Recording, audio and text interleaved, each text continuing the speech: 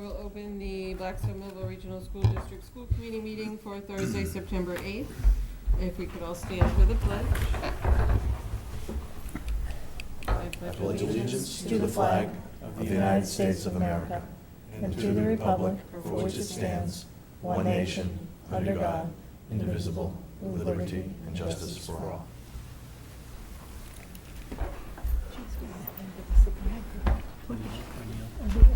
We'll start with introduction of members. Tara Larkin, Millville. Steve Tringali, Millville. Joanne Watson, Blackstone. Brittany Dwyer, Student Representative. Jack Keefe, Student Representative.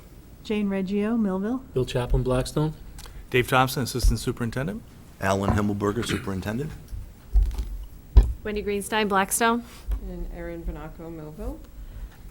And we'll move on to our report of student reps. So just recently, obviously, we just started school, and to prepare the freshmen coming in this year on August 29th, which was 2 days before the first day of school, we had freshman orientation run by the student council. Students got their schedules and were given stickers for groups for later on when they came in. Mr. Dudek talked for a while about high school and different events to get involved in at first. And then tours began, and student council members gave tours in fairly large groups. We had originally hoped to have smaller ones, but it still worked out. They also were able to get into computer labs to log onto their emails and Google Classroom and all that kind of stuff, so they're able to get on because that's important part of freshman year. Later they went to the CAF for roundtable discussions, which were run by student council members, and the student council members rotated and talked about different things. For example, I talked about the rotating schedule. Some people talked about summer reading, all that kind of stuff. Then parents and students proceeded back into the auditorium where Mr. Dudek talked about Start Strong initiatives. They received their freshman t-shirts that say Start Strong. And then we went to lunch, which was sandwiches and that kind of stuff. So. Another update on the start of the school year is our new phone policy instituted by our ever-changing and ever-loved administration. To review it, students can use their phones in the hallways and in study classes. Apparently, from what we've seen, it helps stop kids from using their phones while they're in academic classes, which is always great because that annoys me along with the teachers. I'm just afraid that one day I'm going to bump into a freshman and knock his phone out of his hand. That won't be any good. But for now, it hasn't happened yet. I haven't seen it happen at least. This coming Sunday is Family Fun Day for the marching band, which is September 11th, and we have the band performing in full uniform, which will be the first time this season that they're doing that. It will be bigger than ever. There's more events. There's performances from singers. There's games, all kind of food, which everyone loves. So it's really a great thing. It runs from 12 to 4, so we encourage everyone to come in. It's $5 a person, I believe, and there's a $25 cap per family. We also, which I mentioned before, the Start Strong initiative. Freshmen are Start Strong, sophomores are Be Strong, juniors are Stay Strong, and seniors are Finish Strong. Each class gets a shirt. The freshmen and seniors were given their shirts, and this year they had a plan for sophomores and juniors to earn their shirts showing our core values and that kind of stuff, so they get to earn them this year. Talking about starting strong, our fall sports have just kicked off. We've got girls and boys soccer, football, volleyball, field hockey, and girls and boys cross country.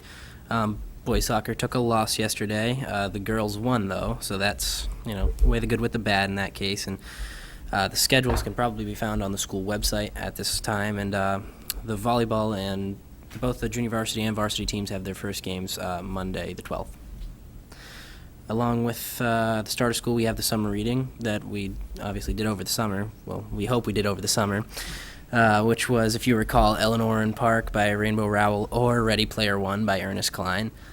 Both books were themed in the 80s, or had themes pertaining to the 80s, like references to music and video games and all that good stuff. We're going to have a half day later in the month where it's completely 80s themed, and we go over the books in work groups and have basically just a fun day to reward us, those who participated in the summer reading, but there's a lot who didn't on top of that, but I think we'll have a good time. And that's it. That's how we're starting school year. Great, thank you very much. Any questions, comments? I would like to say be careful texting and walking. I guess it's not the same as texting and driving, but it sounds dangerous. Sounds like a gateway. Not on the stairs. All right. Thank you very much. Thank you. You guys have a fun meeting. Yeah. I'm sure it gets very lively in here. Stick around.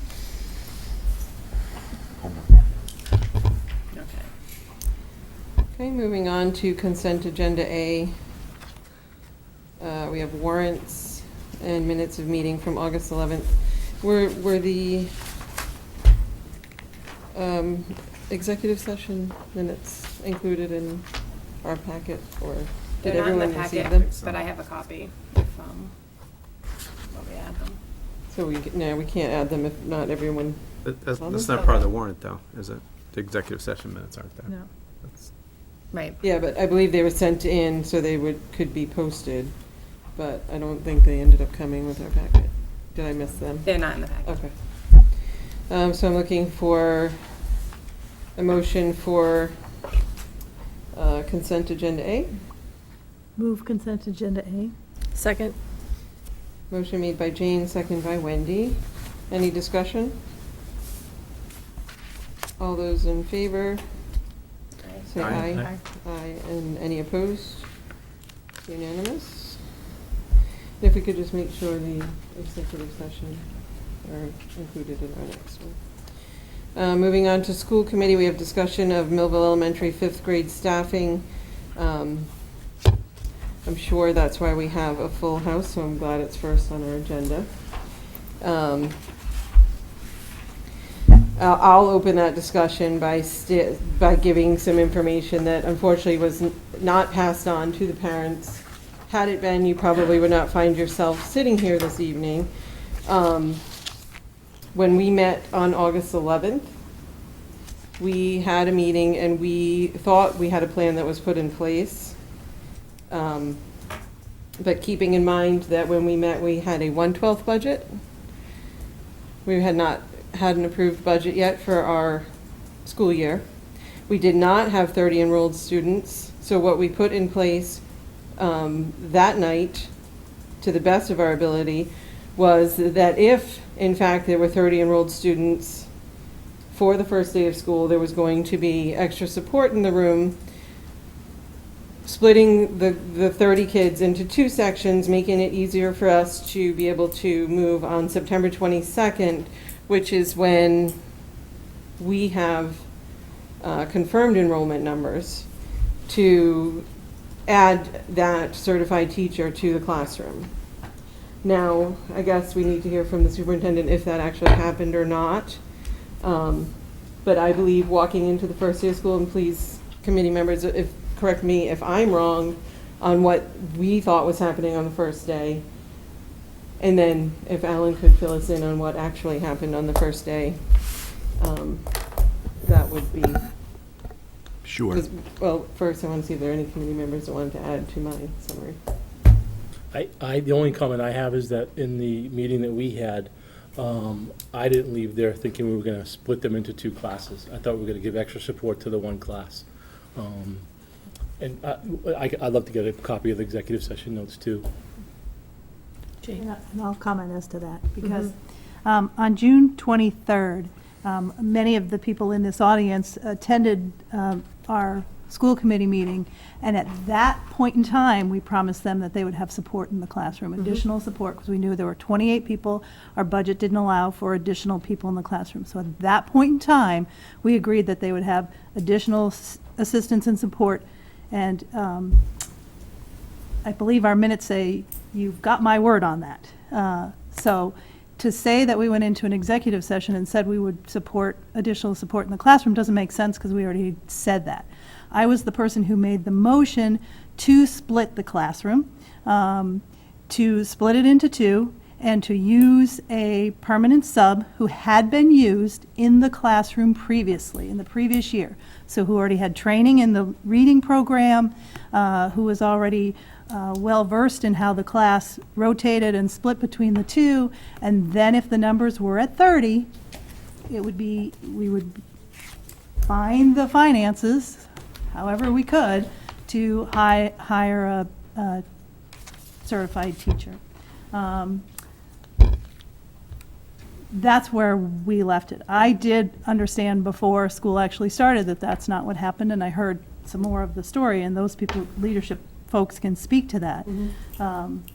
But the motion that I made in the executive session was to split the classroom and use a permanent sub as the teacher. So we could get but the facts here are that on August 11th, there were not 30 enrolled Correct. students, and we were not in a financial place to split 28 students. We were still on the same page as we were on June 23rd. So, but we gave permission for that plan of action if the 30 kids were in fact enrolled. It was never communicated to us that our plan wasn't being put into place, but we did get confirmation of 30 students a week before, or a few days before, I believe, in a weekly update prior to the opening, so Labor Day weekend. But I'm going to say that I assumed that meant our plan was going into action, and I never thought differently. Again, giving us time to get the enrollment numbers when we get them every year, and be able to easily transition those kids from two sections instead of disrupting them in September and October, because that was part of our discussion on what if there are 30 students and how do you move them months into school. So are there any other committee members that want to? No, I was just going to mention, what Jane said was my understanding as well, that it would be divided, that we weren't going to do anything permanent based on the fact that numbers don't tend to steady out until the middle to end of September, enrollment-wise, with coming and going, and that on September 22nd, if there was still tentative 30 kids in the classroom or more, that it would be, then we would look to hire someone permanent at that point. Yeah, and I'd sort of echo that. I think the understanding was, at the point we had to make the decision, we're only at about 28. But we said, when and if they were 30, we would reconsider. And you're right, I think the date we set was the 22nd of The September. 22nd meeting, because October 1st is when the numbers get submitted to the state. But yeah, similarly, Bill, I think we had agreed that there would be some additional pair of hands, easier way to put it. There was some additional help in the interim. Not necessarily a permanently hired teacher, but additional support given until we get to the 22nd. Right, because I think we all agreed that 30 in the classroom was Yes, above we and have beyond always what- said as a committee that we are committed to small class sizes, and this class has always been the smallest in our district. So there is not a person sitting here that doesn't agree that 30 is too many. And I've fought over those numbers for years. So I guess, do you want to let us know what happened on the first day of school? The only other thing is there was a recommendation given to us that night as well, before we To hire. discussed it. But from the superintendent, from the principal, and from the assistant superintendent to hire a second teacher then. Correct, but budgetary, we were still in the same situation as we were back in June, and we only had 28 students. So we were not, none of us felt comfortable with. May have even been doing teetering that. at around 26 to 28. I think we had 2 that had just Well, I think we were told enrolled, and we were 27. told that might be more coming in, but we had no confirmation of that. I just want to, before we move forward, just based on my notes from the meeting, we ended up not putting a motion in because of the fact we were going to review in September. So what was final in the notes is, since the number can still change, propose to start with a permanent sub to assist until the actual class size is known. But make note of that permanent sub versus para, or, I mean, we were pretty specific on the bodies that were already in the school and available to walk into that classroom on day one, and know that everything would have went very smoothly. I've also heard that it did go very smoothly on day one, so I guess we'll hear from Alan then. Sure. Thank you very much, Mrs. Vanaco, and I thank everyone for being here tonight. I do want to clarify one issue, and I know there was a lot of things going around on social media that this was in some way retribution for a budget that wasn't able to support. And nothing is further from the truth. We make our decisions on what's best for students, irregardless of adults. And so, while it is true that we recommended to hire another full-time teacher, the committee made the right decision at the time because we didn't know if 6 would move out or 6 more would move in. And given where we were with our budget, and I'm still twitching from the spring, but the bottom line is we did not have a budget technically until September 1st, because the amount that was finally on July 18th recertified was way below what we needed, and the ramifications of that forced us to operate on 1/12 of what we spent the prior year. And typically, most school budgets spend somewhere between 1/3 to 35 to 40% in the first 3 months. And you'll hear as we go through the evening that we were unable to purchase all of the materials that we need to operate because we did not have a budget by Code of Mass regulations until 45 days after that certification vote, which was lower than what the school committee had originally adopted, which was lower still from what we had hoped we would be able to cobble together. And I just want to digress for a minute. In the past 8 years, this school budget has grown by 0.61% per year. So in 8 years, we've grown less than 5%.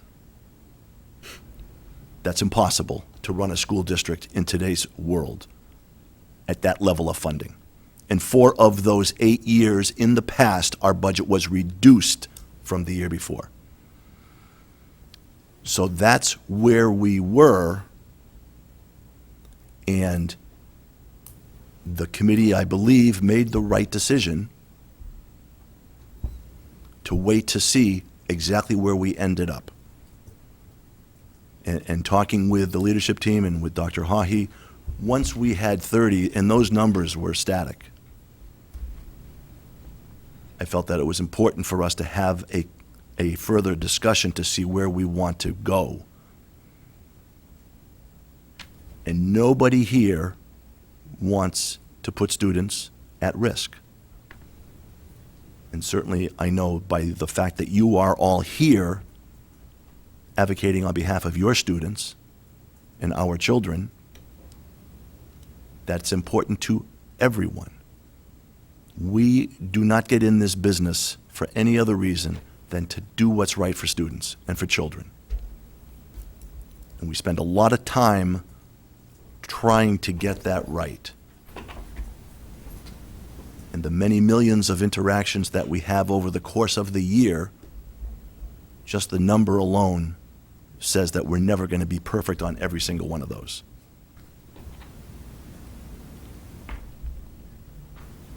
We've had 5 days of school. Wednesday, Thursday, Tuesday, Wednesday, Thursday. The plan was exactly as Mrs. Vanaco had described and as Mrs. Larkin and Mrs. Reggio have described. We have tried to do that to the best of our ability, given all of the constraints within the building. Is it perfect? No. Which is why I asked the chair to move this up from September 22nd, so that we may discuss it and see where we need to go. Certainly the question to me is, rightfully so, well, if we want to support an additional teacher, a certified teacher that our students deserve, where does that money come from? And there's not many areas left in our budget this year to find that. Of course, it's easier to find it early in September than it is at the end of May. But the two areas that we would certainly look to reduce our spending on would be around the use of substitutes and around the area of building maintenance. But in no way should anyone believe or construe that reducing a teacher at Millville Elementary was to pay back for the budget woes that we have found ourselves in. Those are separate events. One has nothing to do with the other. So after 5 days, I would say that, and both Dr. Thompson and I have had a chance to visit the class, and if there's a teacher in Massachusetts that could make this work, it's Mrs. Faulkner, who has made the learning in that classroom seamless. And certainly with the help of Mrs. Leskowski and Miss Landry and Mrs. Stearman, we've been able to start the year, I'd say very well, within that classroom. Your students, your children, just see it as class, and they are amazing.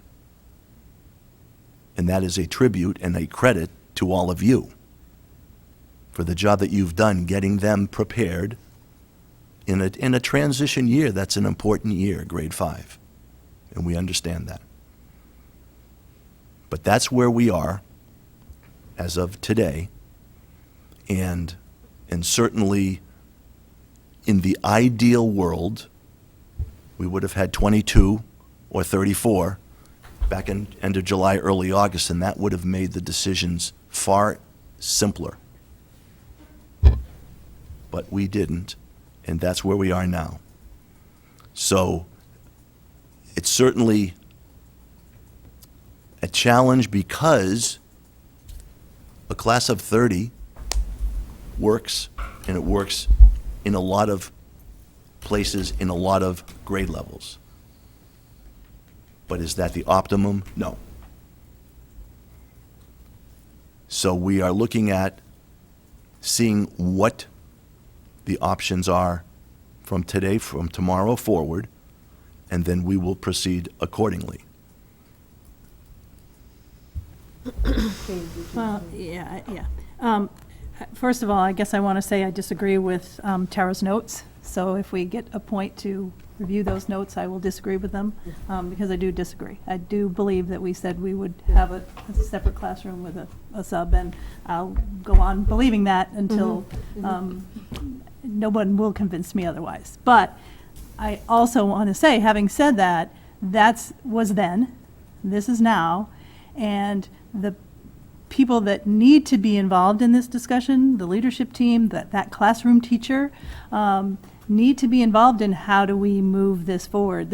We are not educators deciding the best use of a classroom for the teacher. I mean, you have heard me in my years here on the school committee say, I think the people we lose in the classroom are not those students who need additional help and get additional help. It's those students who excel. And in a classroom of 30, those students who excel go get over in the corner to work on their own. And it already is happening in this classroom.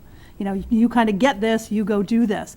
You know, the other thing that happened is the classrooms that were adjoining classrooms are no longer adjoining classroom. There's a reading room to try to help ease some of the space in this classroom, but it's not even adjoined. So if you send some students into the reading room, you've got to have another person who's there with them, because you can't peek your head through the corner door.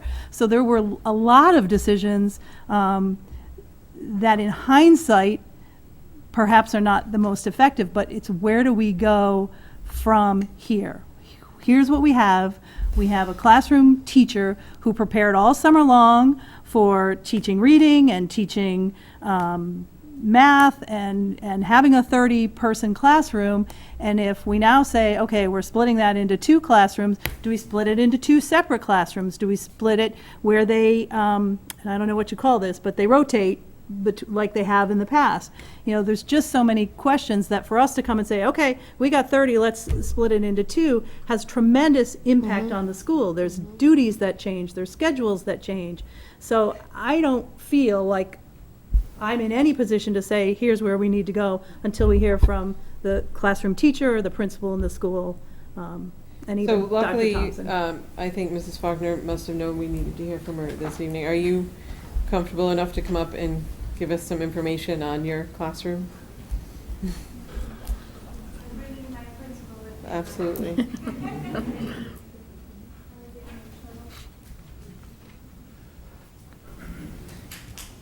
Thank you for being here tonight. If you could just give us, I know Alan said he's already spent time in, and Dr. Thompson has, obviously, we have not been there. If you want to tell us about your first 5 days of school and. Sure.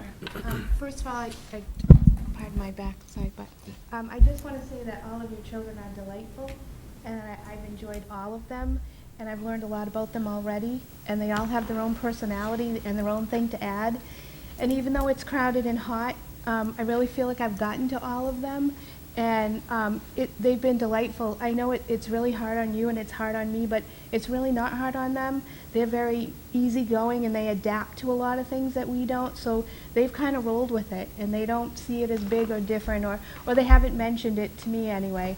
But you have wonderful children. You're very lucky. I'm very lucky that you're sharing them with me. I've really enjoyed them, and to split them, I don't know how I would, but at least I might still have them all for math. So they've been great. I've loved them. So thank you for sharing them with me. Please stop feeding them Wheaties. really They big really over the are. summer. And I was really surprised to see so many grow so fast and so quickly. They were a lot smaller in the spring They were. than they are now, and they're growing quickly. Right. So, for what that's worth.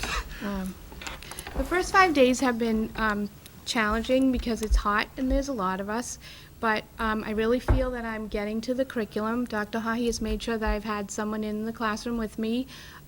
He's come up if no one's been there, so there's been like more than just myself there, so there's been, more adults there, so that's been good.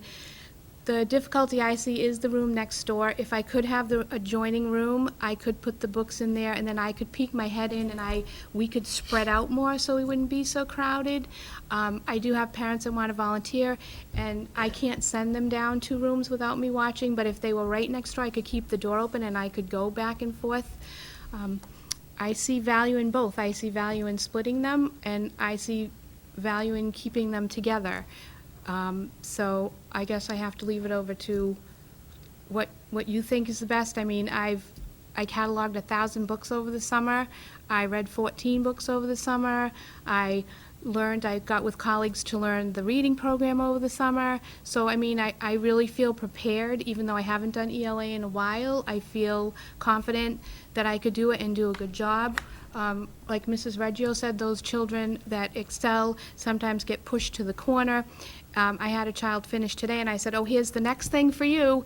And he looked at me, and he looked at the aide in the room, and he said, oh, she always has something else. There's always something else to do here. She's never going to say, you're off on your own, or you're not going to be challenged, or whatever. Because I just feel they need to be busy, and they need to be, their minds working. So we did have a broken arm this year. We had a dog pass away. So we've had a lot in the first 5 days of school, but we're persevering through.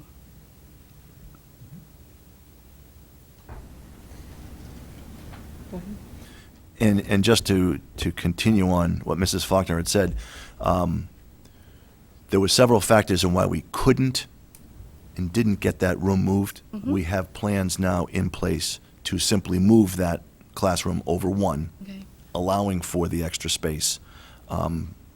If needed, if it stays as one large class, to allow exactly what Mrs. Reggio outlined. So that is simply planning the all hands on deck to get that move done. And the goal would be to do that all at once. We'll pick a weekend and get it done. So from Friday to Monday, you'll have that space. I have a lot of friends and family. Not on the back of the teacher. Absolutely not. Absolutely not. Dr. Thompson has graciously volunteered. That's all. Lily the sled dog. I think But that it will would be be good done. too, if we do get another teacher, and we do rotate, we do switch, because that's what they do in Blackstone to get ready for middle school, so to have that person closer to me, it's easier to switch, to transition. I guess one of our concerns, and it was already mentioned back in August,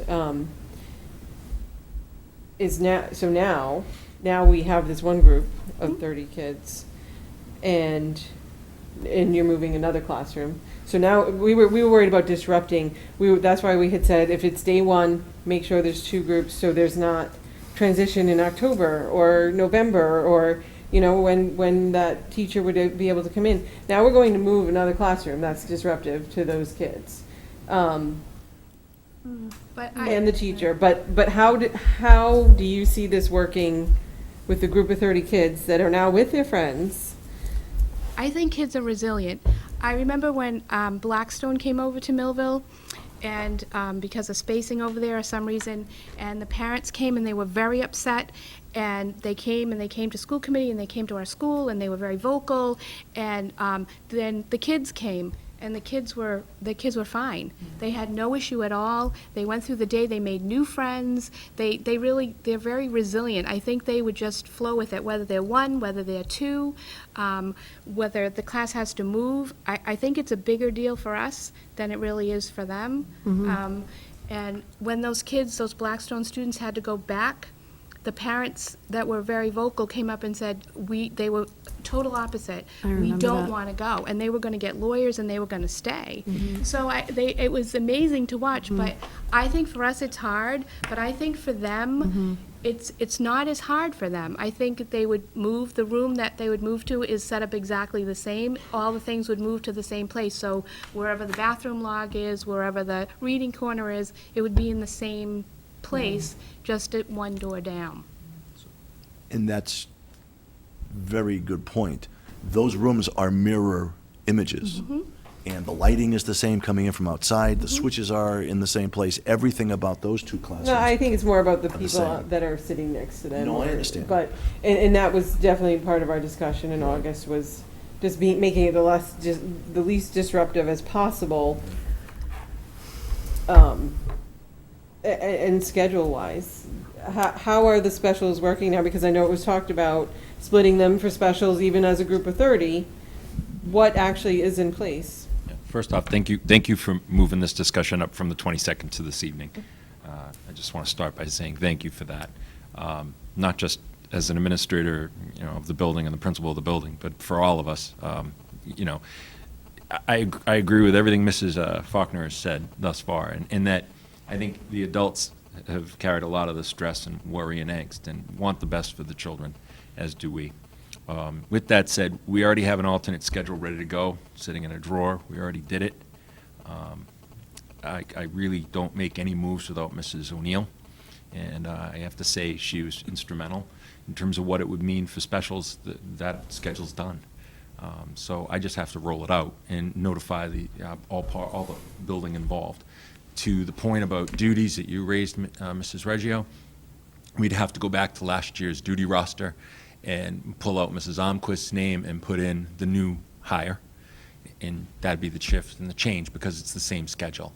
So the duties would be the same count, same number of duties for each person. The contract would be honored and respected. I know it just got completed, so Unit A, that's a big deal, and we live by the contract and we die by the contract. So with respect, we would do everything in our power to make sure those numbers of duties are carried forward in earnest.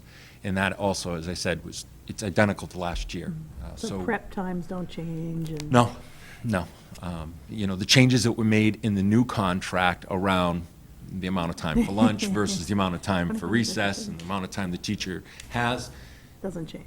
That's all respected. So what I have to do, though, is sit with, I would sit with the steward of the building and let her know you know, this is a change, we're gonna roll it out on this date, and we're gonna implement it, and we're gonna go back to last year's duty roster, because that's the same roster. It's the same FTE count, the same number of faculty that would be supporting the children during recess and the like, so. So there are 30 kids in the classroom. You've seen them now for 5 days. What would you recommend? Thank you for asking. I'm not changing my recommendation, I'm sorry. I know there's some people that probably want me to, I'm not. I recommended, when we heard about 2 families coming to town and building inspections were being conducted and things of the like, we've been in communication, we've been talking all along. My recommendation then was to split them. My recommendation this evening is to split the class. And it's very specific, for a very specific set of reasons. First and foremost, teaching at the secondary level, middle school and high school with 30 is challenging. And the children are a little more mature and have a little more skill. And in the elementary years, this is challenging. Mrs. Faulkner could teach 40 children. I don't question the adult. She is, Mr. Himmelberger mentioned earlier, she's an outstanding educator, and she does a great job.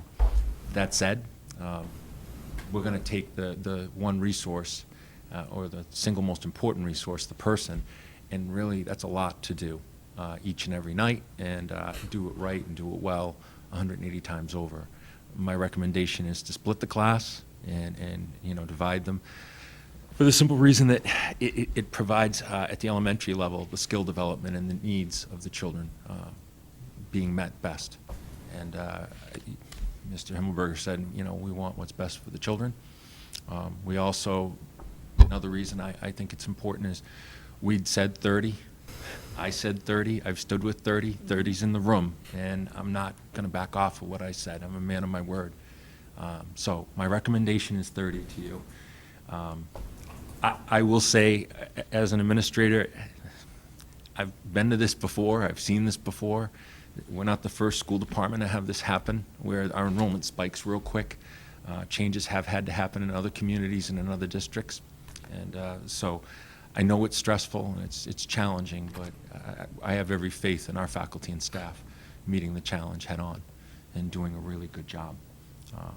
I just need to know from the committee standpoint where you'd like to go and where you'd like to take this, because we really do. We got a year ahead of us, and we got a lot to do, and we want to do a really, really good job each and every day out.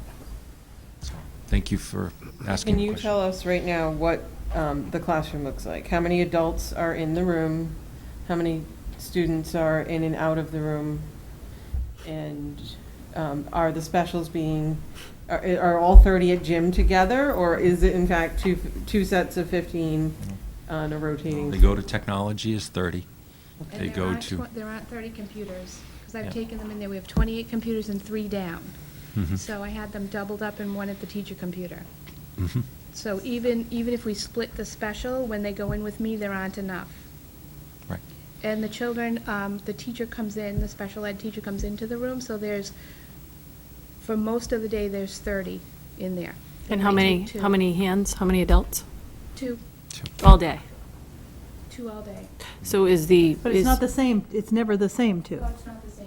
And it's not somebody designated to the classroom, it's somebody designated to a student in the need. right. So our With the- recommendation Was to Right. go Put into beyond place. that. was to go beyond that. And I think if I can just speak for a second, I think whether it was split the class or not wasn't really our total decision. I think it was making sure the amount of hands that are needed for 30 students were in that room. So when we left, it was important to us, and it was a lengthy discussion. I know that there was 14 in a class, and now there's 30 in a class. So I've lived it for 29 in a class. So in 5th grade for 17 years, I got the picture. We all have the picture. I think when we left that meeting, we said there needs to be hands in that room.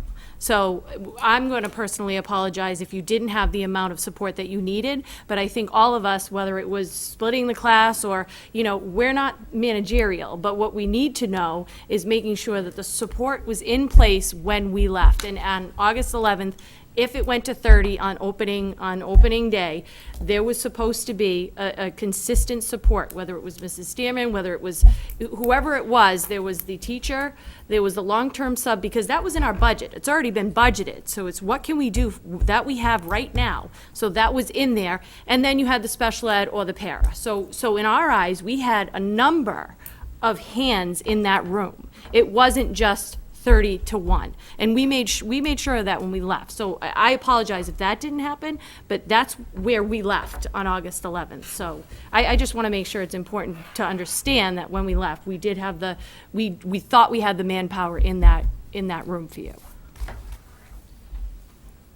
One way or another. One way or the other. One way or another. However, we all agree or we all were disagree. in agreement that we needed to have two definite people continuously in there, knowing that a special educator would either be in there too, or a para be in Or there. So So that was that an would be, additional body. It was not the ones that had to be there. Mm-hmm.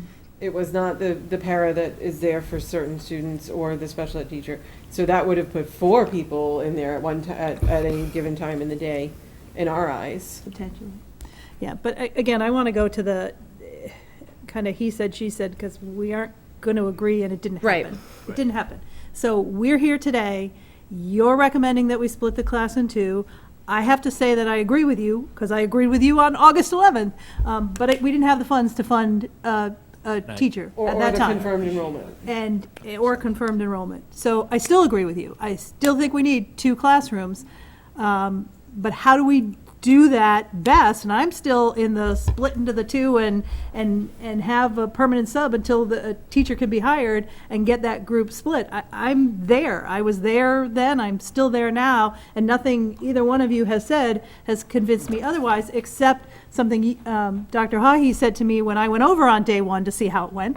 And that is, these students deserve a certified teacher. And in all due respect to the permanent subs, and one of whom did a fabulous job with that same classroom last year, and I won't take anything away from what my daughter learned in that classroom with that sub, she is not a certified teacher. So what's a timeline for getting a certified teacher? What do we do in the meantime? Do we hold them 30 and then they're even longer? Or do we split them and have a sub in there until a teacher can be hired? What do we do today? What do we do from now? Not what didn't we do, or what did we think we had done? What do we do today and move this forward? I just have one concern, and I agree that there should be 2. But sitting on this committee, I want to know, I worry where the money's going to come from, number 1. Number 2, I don't know how we can take it from substitutes, because that's fluctuating all the time. There's always somebody coming and going. So if I can get those clarification, understanding where that money is going to come from, that's all the confirmation that I need to understand where this is going. The other stuff, I could leave it to the leadership. It sounds like they already know what's going on. But if I'm not comfortable, if I know that it's coming from, let's say, a Spanish teacher at the high school or an ELL, those are things we have to weigh as a committee. It has to be a balanced, decision. So, I worry more about that than it sounds like they have a great plan in place. Because we did not have an answer on August 11th on how we would Fund fund it. So that's our job. We have to know where we're getting that money from in a budget that was already reduced in our needs twice. So how are we going to afford another teacher this year? As I said, in September, you have more flexibility than in the end of the school year. We have used, historically, a substantial amount of money to cover subs. We have reduced that with permanent building subs. And we have continued to meet with folks to ensure that they understand that attendance is not only critical for student success, it's also critical for teacher and staff success. And I would expect that this year, we will be using less dollars in our substitute line throughout the year. The other area that is important to note is that overall, we know we need renovations at our high school, and we also need them at Kennedy and Maloney. So where we can defer maintenance and not spend it this year against our general fund budget and wrap it into a state-sponsored project with reimbursement, that seems to me to be prudent, to be able to spend those monies wrapped over a 20-year bond and not spend it out of the general fund budget. Now, when things break and they're critical, you have to get them fixed. But in terms of the long-term maintenance, we simply will not be spending that across the district in order to balance a very tight budget. And there's no getting around that. But that's what we do. We manage the budget on a weekly basis. And it's important to note that we do have some flexibility in September that we don't have in May and June. So on $22 million of our general fund budget, we can find $40,000 in September for a certified teacher. Do I think we may have to do other strategies as we go through the year? Well, if we have 2 weeks of sub-zero temperature or more snow like January of 2015, yes. Or we have high-need students who relocate out of the district. So there's lots of different ways. That's very risky. So is there anywhere? But, and in March, on March 9th, we already took $10,000 out of substitute teachers. So we went from a FY15, 280,000 to 197,801. So we already significantly dropped that. To significantly drop it some more makes me nervous. The maintenance, not so much. There's probably room to play, assuming we don't get snow or we don't have a boiler breakdown or the water works. But did we save any with all of these reductions of staff? People who, I know we hired people, but there, like when Osiris left and versus when this new person starts, do we have any savings in that scheme of 29 people who have changed hands that potentially we have some money there? Yes. Good answer. Yes, and that is Flexibility.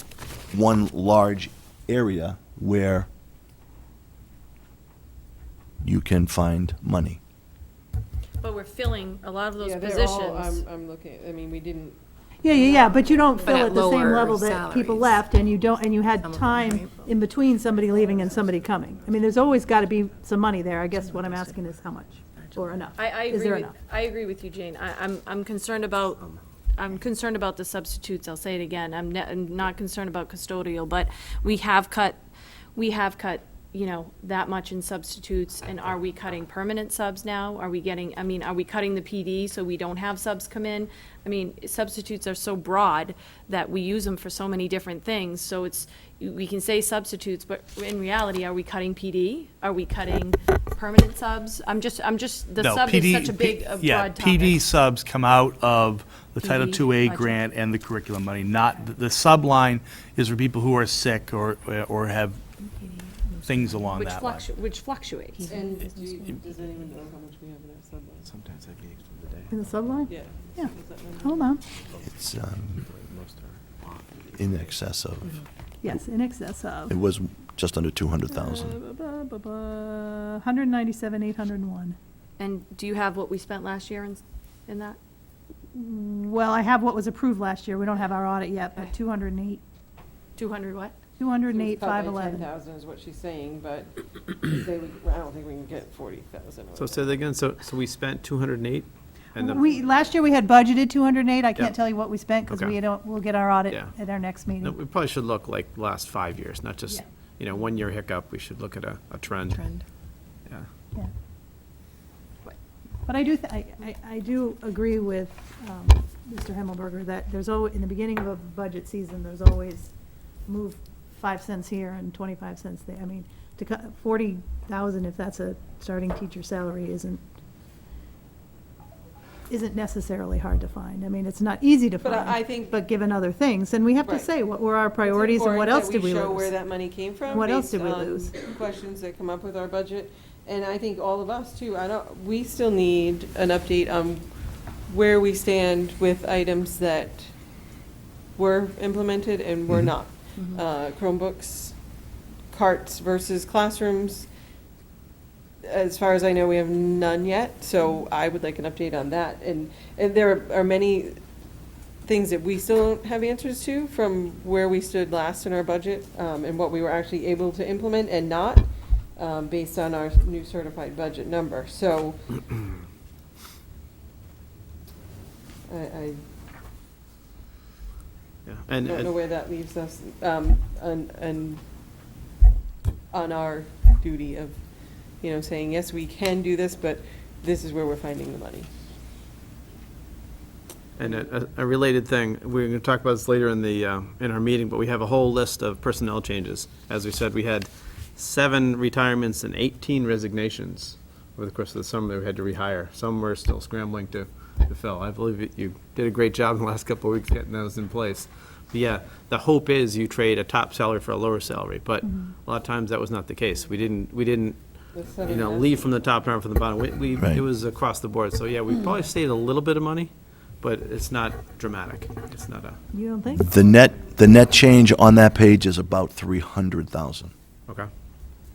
The So it is total net change due to spots that were not filled, right, to positions that were not filled, along with the net of salary increases versus salary decreases with personnel that were hired. The net change is about 300,000. But some of Again- them are to be determined, so they're not hired yet. So is that within that 300,000? No, that's only where we are as of what you see on the page there for personnel changes. And it has been dramatic and sudden, and it has been, the last couple or 3 weeks have been challenging to find the best people to replace those that have chosen to leave.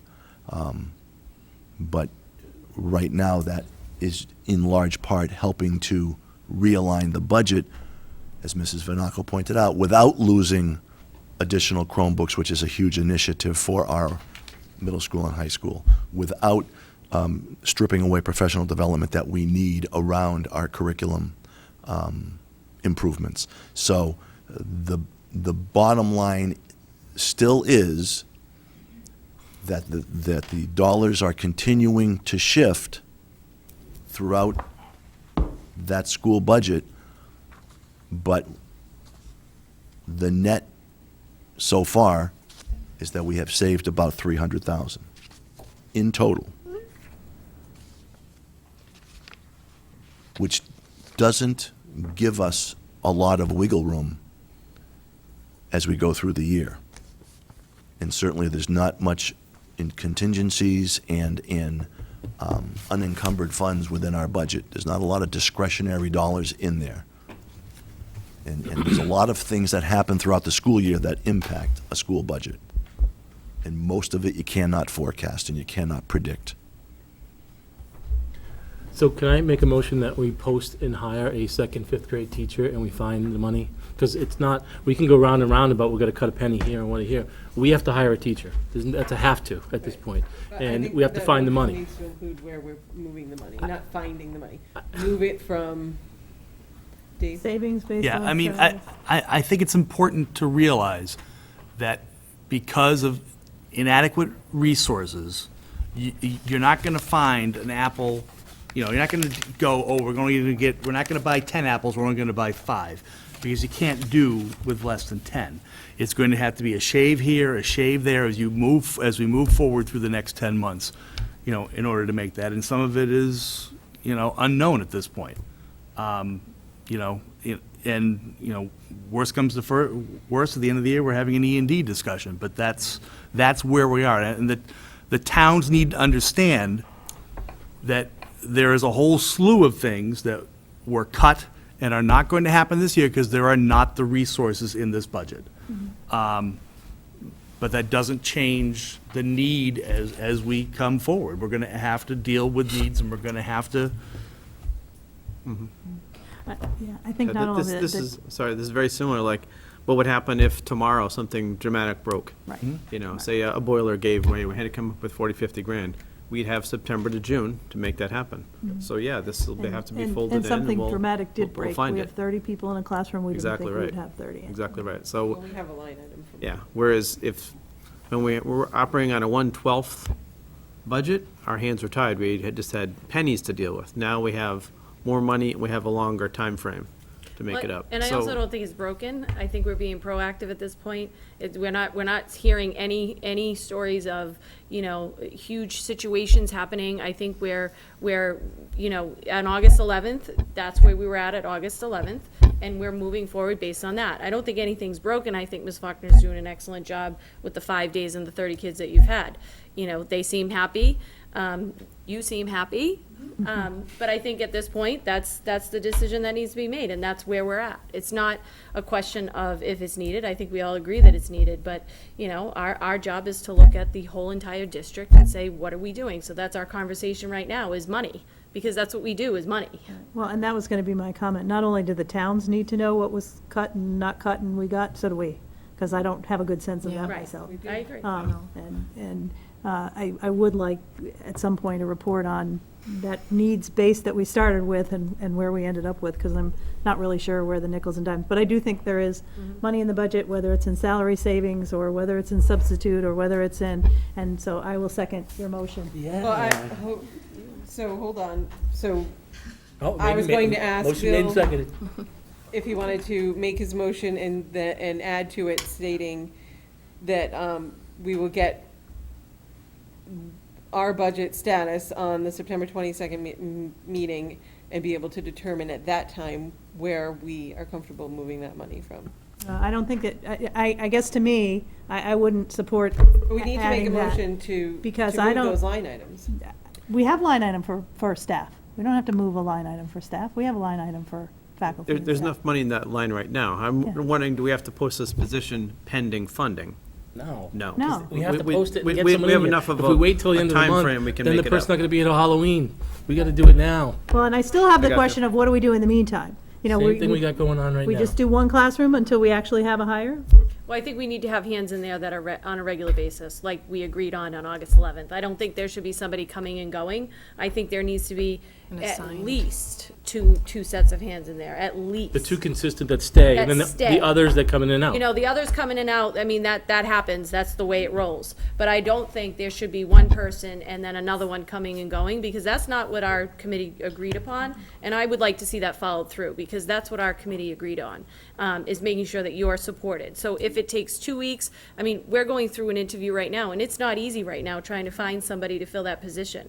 So we need to get in place what we thought was in place on August 11th in that classroom, like immediately. And then move forward as soon as you find the best But fit. then what if it is Halloween when we finally get someone in there, then you're separating the kids at that? I think we can leave that to, I think we can leave that to How what they the transition. classroom teacher think is best for the situation. But I think going forward now, we need to make sure we have the hands in there that we agreed upon on August 11th. However it's run, but we make sure that there's 2 steady hands in there all the time with the others. So probably 3 people on a regular basis. With 30 children, that's pretty good. I've never had 3, and I had 29, so I've never had 3. So I think it's manageable until you find the right person versus hiring somebody next week just to hire somebody. I think if we get somebody steady in there, you're also supporting the students and seeing that same face every day. And then whatever the leadership team decides is what they decide. But going forward, we need to have those hands that we decided on August 11th. So, Dr. Hahi, do you have basically a plan in mind or a timeline in mind? If they would give you the authority to move forward, or what would you do at this Provided point? we can expedite the hiring process to a 5-day post. While the posting's running, you interview, you identify candidates, you screen, you check references, you go through the process like you would any other hire. And provided the person can be on deck as quick as possible, put them in. But in this instance, obviously, we'd have a committee formed right away. A lot of this discussion's already happened because we were working on this back in August. So, the timeline really is dependent on the right person and identifying that person and getting them in here. Putting an extra set of hands in as the vice chair has brought forward, that's easy to do. We can do that tomorrow. Consistent, though, not somebody different Correct. every day. We can do that tomorrow. Consistent is most important. We can do that tomorrow. Operationally, speaking on the side of operations now, the idea would be within 2 weeks have everything in place, in terms of the person. That's the key. The most valuable and most invaluable resource in my estimation and everything I've done in 27 years, this being my 27th, I can always get another pencil, I can't get another person. Right. So I'm really paying attention with the screening committee to make sure we have the right fit and the right person for the role and the responsibility of being that teacher. And doing the process in earnest. And to the point, we don't want to make a bad hire. We want to make a good pick, a good choice, a good fit, and somebody that can hit the ground, hard and fast and do right by the children and by us as a school. So, provided that person can be identified quickly and we can make the adjustments accordingly, yeah. I mean, moving a classroom, we can do that in 3 hours. And does We really can. Would your plan include moving the classroom? Yes. And So Bill, here the again, other- Can you repeat your motion? Don't add stuff in there. I was fine up until you just said that last sentence. So my motion is we post and we hire someone right away, and we keep the plan in place that we have in there, like Wendy just said. So my original motion was, we need to post and hire for a second, fifth grade MES teacher right away, and we will find the funding. That was my motion, and you seconded it. I did. Okay, so motion made by Bill, second by Jane. Discussion. Any other discussion? Okay, all those in favor? Aye. Aye. Any opposed? Unanimous?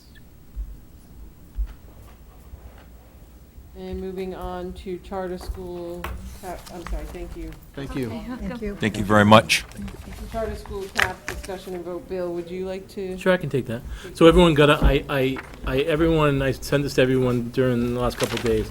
We've done a similar resolution this year regarding the foundation budget, where we took a vote and made it public that we were for having the legislature fully fund and take the foundation budget recommendations. Would you all mind staying just a little bit to hear this discussion? Because this charter school is going to impact our public schools more than whether or not you have 2 fifth grade teachers. So if you wouldn't mind giving us 5 more minutes of your time. Thank you. So, like I said, we did this before with the foundation budget. The committee made a recommendation to fully fund, make a recommendation to fully fund the legislator in terms of the foundation budget review, all their recommendations. So this is a similar one, just making it public, urging people to vote no on question 2 on the November ballot regarding lifting the cap on the Commonwealth Charter School. So I'm going to go through some bullet points real quick, highlighting why we would do that. And then at the end, I'll just kind of make a motion, Aaron, to kind of encapsulate it, okay? So, whereas free public schools available to all students of income, ability, need of English language proficiency are foundational to our democracy. All of our students deserve high-quality public schools that teach the whole child, providing enrichment and addressing social and emotional needs in addition to core academic subjects.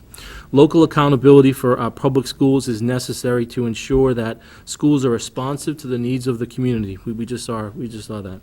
Public school districts across the state are losing more than $408 million a year alone a loss of funds in part due to the declining reimbursement that is undermining the ability of districts to provide all students with the educational services to which they are entitled.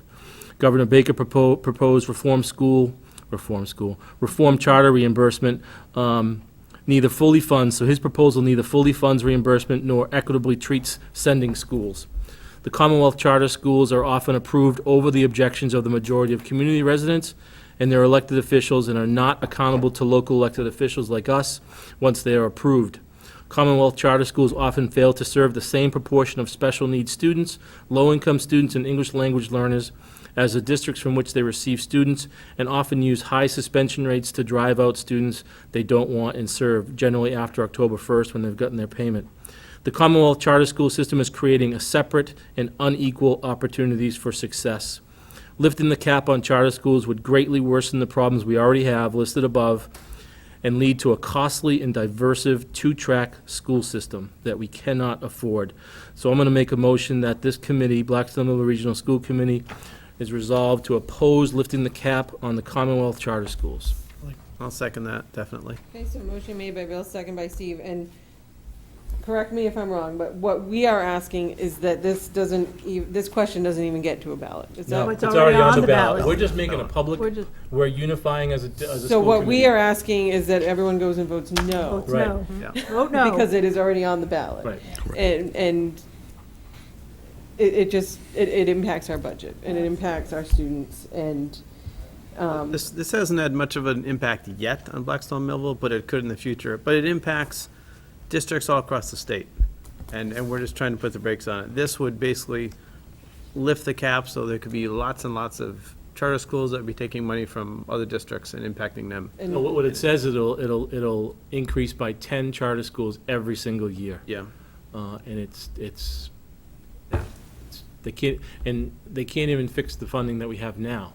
They're Yeah. not coming up with any new money. well, they're paying more attention to the charter schools than. And very simply, they're getting public funds, but they don't have to adhere to the Follow same the rules same that we All do. the same rules. Yeah. So motion made by Bill, second by Steve. Is there any discussion? Which we just did. Vote no. All those in favor say aye. Aye. Aye. Any opposed? Unanimous. So vote no, thank you. So when you go in November, no on two. Go on to. No on two. Same thing at our town meeting for Yep. supporting our budget. We need you guys to be present at those meetings as well. So, Thank you. Thanks for staying. coming. Thank you very much. Okay, and moving on, review of subcommittees. We have that. Just behind We us. have the proposed subcommittees that we all basically spoke of at our last meeting. I'll read this, I'd still like to see if there are any that we feel like we could condense so into. let me review them. Oh, you have them. They're right They're in the behind. packet. There's Is a that the page. ones that were on the? Yeah, I just took them Okay. right from your list. So we have policy and procedures. Just in that You policy want and that? procedure, we do need to decide if we're gonna use that company or not, and it's $10,000 over 3 years. Wasn't there an option there where they could do something for us because we're already members? That was it. It was $10,000 for them to come in and review the policies with us, tell us what's outdated, what's updated, and in that, that was it, over 3 years. Or we can do it ourselves. Correct. Or afterwards, we can pay, and I don't have what I had the last time, but we can pay for them to host. And all that means is that they're posting our policy, and any time a policy changes, that they will let us know about it so that we can tell them to make the changes necessary. So we definitely need to, if we're going to do this, we need to decide if we're going to do this soon. Well, Is there a timeline on the? There's no timeline, but, I mean, we've had this policy on our schedule since I think I've been here.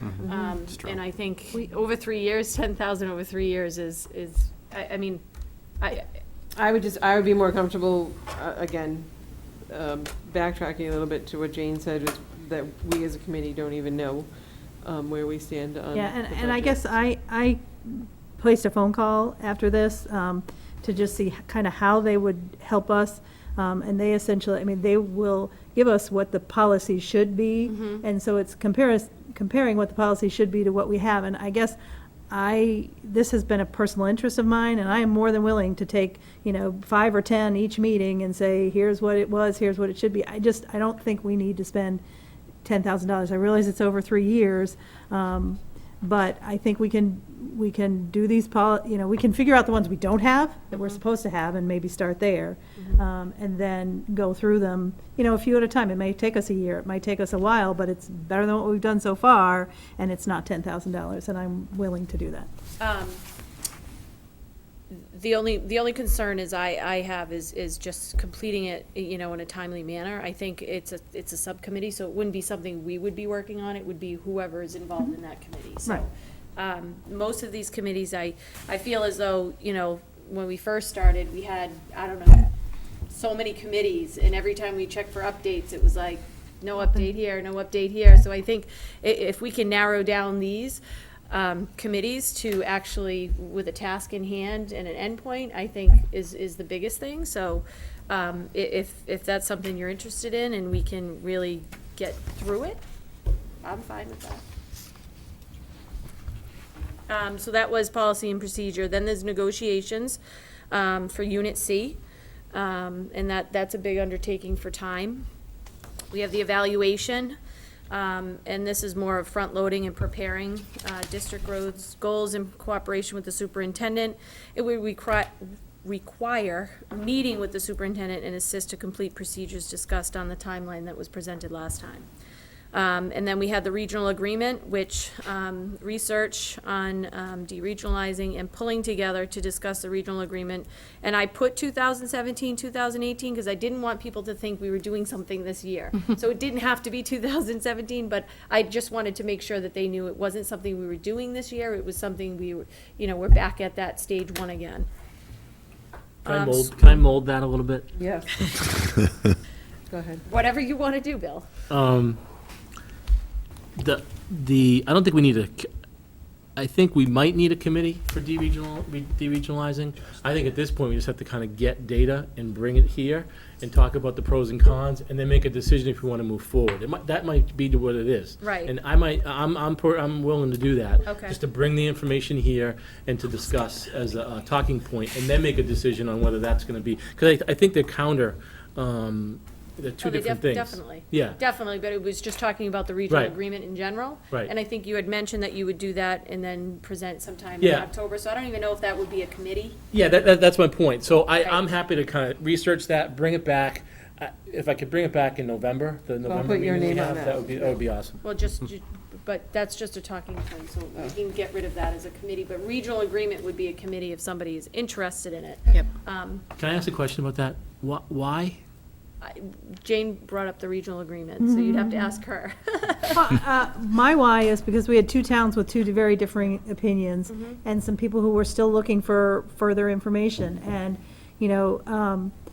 I think it's something that's out there. I think we're going to see significant number differences in our communities. I don't think Millville's going to grow. I think this 5th grade situation is going to become the norm, not the exception. And I think you're going to see those smaller numbers. That's what the statistics are telling us. And if that's the case, we really need to look at what are some of the Options. solutions, but we Yeah. need to get those voices involved. We need to get more voices involved so that they understand. And again, it's not for next year, it's maybe not for, but I think this is one of those things that needs to stay in the conversation, if somebody's willing to do that. And I know. I hear what you're saying. I don't think that's necessarily a committee. I think you spent like, seemed like 10 years, but it was 3 years. 3 years, I'm we not sure needed. what more we can come up with. Well, correct me if I'm wrong, but I think there were other ideas during this last process that were being thrown out there. Well, why aren't you checking on this? And why aren't you checking on that? So I think just opening it up, they talked about school choice in one of them. Why aren't we, it's just opening it up to see if there are any other ideas other than the ones that were the stakeholders, the ideas the stakeholders came up with.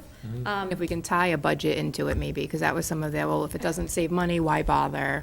Well, I mean, this The busing situation right here is a issue. prime example. I know we Yeah, it don't wasn't, want it to talk. wasn't, the it wasn't perfect a financial. example. We're not It going to be wasn't. able to do this It every wasn't. single time. No. Right. I mean, this is the reality of it. I Right. mean, this time, you know, and I'm sorry, but being a Blackstone resident, I am concerned. I mean, what if my student is 26 in a classroom, you know, and my voice may not be heard? I mean, there are things that need to have discussion, and we need to What hold would firm. the numbers So- be in fifth grade if we regionalized?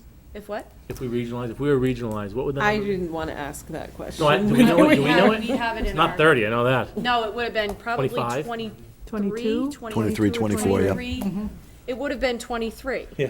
So It will be what it is going to be next year when they are all Well, together. there'd be 122 fifth graders between across the two towns. Divided How do you by- want to divide them up? Divided by 6. So, I mean, I think we Right. need to, I mean, we did hear the word equity a couple different times on a couple of different stages, but I think, you know, I think the purpose of the regional agreement was just to see what other ideas are out there. Right.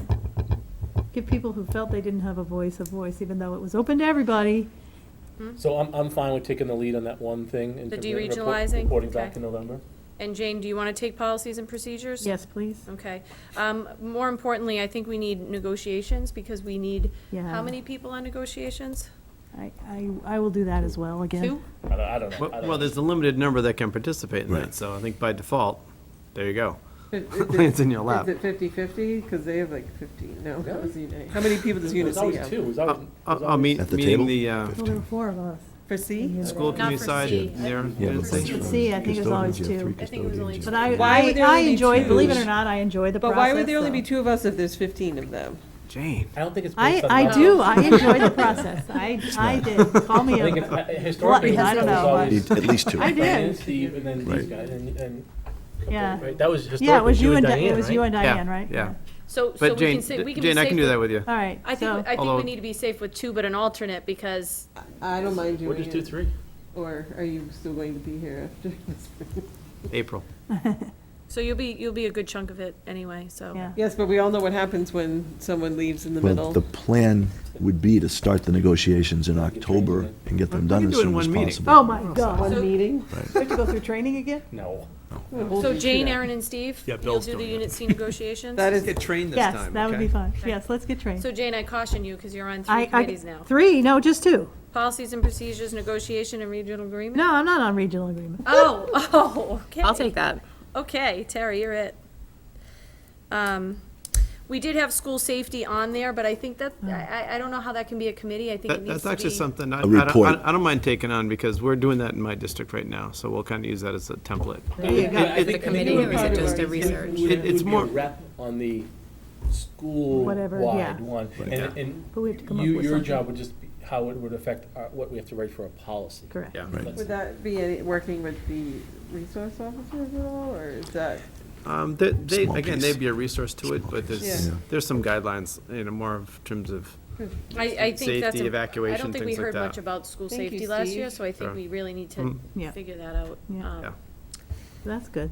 And then we have facilities update, facilities, the Blackstone complex. But you work- said you wanted, did you still want to, you said you Yeah, I wanted? don't know if I'm gonna have time. Yeah, I don't know. Wendy's saying. name should be on. Maybe.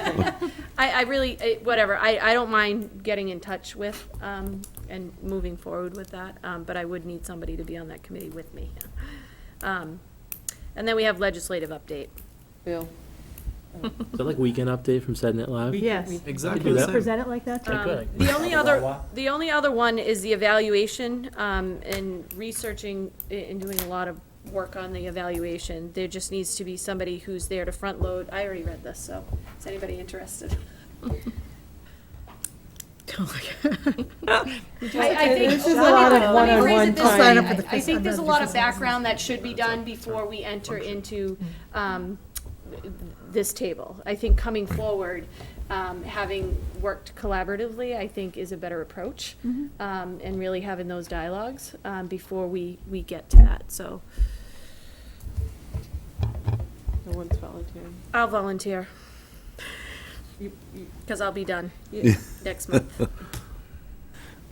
And someone else will have to do it. No, it's Oh, 'cause you really, can finish it. a- I think I meant after we maybe. place the goals and we talk about what everybody wants and we collaborate for that, it's already there. So then in February, we just go through the timeline and make sure we're following the timeline. So there really isn't anything moving past, I would say, the end of October.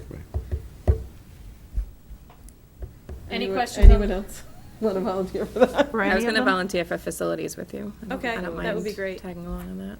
Tara and Wendy. Yep.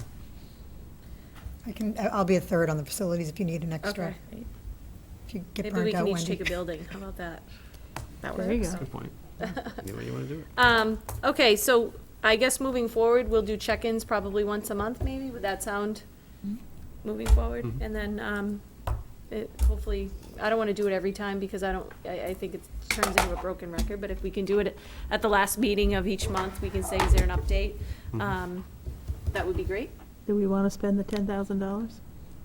I don't think we need, Well, why don't you do a little more research on that in the Yeah. next Yeah. few weeks? All right, and I let will us do know. More that. research, but Okay. it's That's your districts who've opinion. done it have found it to be money well forward spent. you- Right. Oh, really? Yeah. Okay. Jane, I can forward you the email of the person that I spoke That with. you spoke with? Okay. Yeah, he was very nice, and he really broke down, but, I do agree with you in some sense, but then I'm saying to myself, maybe there's something that I'm missing, that they're Well, very in that's why I tune with. called. I was like, is this as complicated as I think? Is it Mike Gilbert? Well, It was Mike Gilbert. Yeah, he's terrific. It was Mike Gilbert. He was very, but he has also a whole host of policy and procedures that many of the schools around here are Template. using their, I think it's Yeah. called 21 something. Yeah. They're using them as a resource, so it's all posted, so we Right. can use them, but it's just the, it's the time, it's the And- time. And, of and what happens actually is if there's a law that's enacted that requires they notify you. They give you notify some- you. Yeah, but But that's that's different. different, though. That's the posting. Right. And That's that, the I think that's posting. $3,000 And that's- we need for to the do that. startup, and then We 900 a need to year. do that. Right, We but we definitely can't need do to do that. that. Yeah. But then having them host it, because then it's one electronic version and they Right. continually Right. update and it's organized and the newest one is up We there. definitely, I think, need to do that. And, Because yes, our last one was 1996, yes.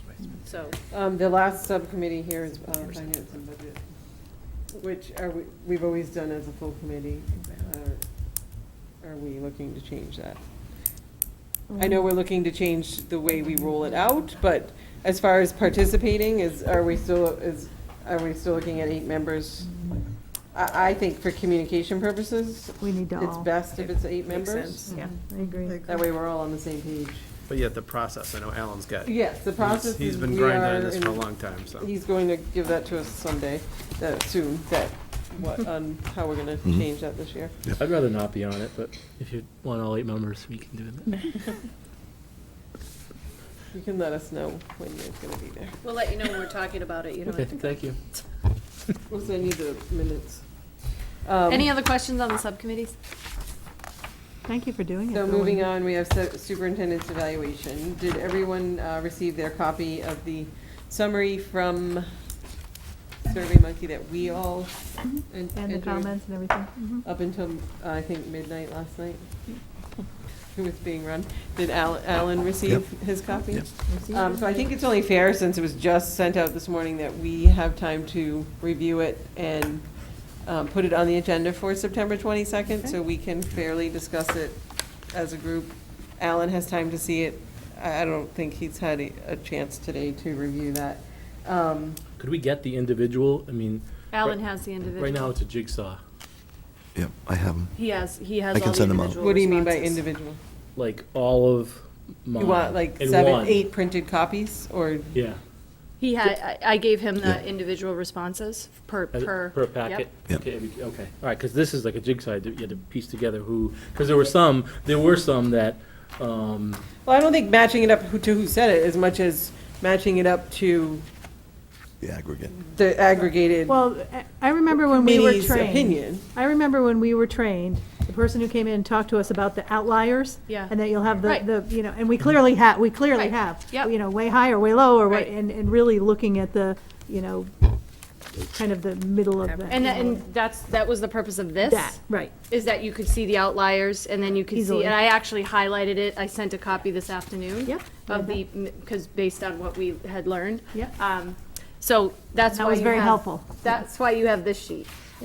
So you do see the outliers, you do see the comments, and you do see the the evaluation, and I did print out the individual responses and gave them to Alan. So he has each one, so if you have any questions, Okay. he can That's contact those. important. Yeah, I mean, it's important for Alan to know. It's supposed to be a reflective dialogue, so if I write something consistently, I expect Alan to say, Bill, you wrote this. Right, Tell right, me he more has all about And that." he should, Okay, and he good. can come to any of us. Even in this, if you look by Perfect. date, you'll see who, at the very last one shows your time and date stamp. Oh, no, I So get if you that. scroll through the But copy, you that- know. That was the You jigsaw can piece match that I was up. talking about. But the other thing is that, in terms of outliers, the, you know, I think moving forward, next year, if someone puts needs improvement down and doesn't put a comment, that needs to be gone. I believe there's a comment for, When I look at it, there's 7 comments for the first one, first standard. Okay, 7 comments, and there's 8 of us. The second question, there's 6 comments. I'm just looking at the totals that it says in the Not on the everyone thing makes here. comments. On the third I mean, it's question not, you is, don't have to make comments, but it could be the same for exemplary. if you give Right, needs exactly. improvement, Or you need to give a reason exemplary. why. You should give a reason why. Listen, we argue, we don't argue all the time, but we argue about what the responsibility of the committee is.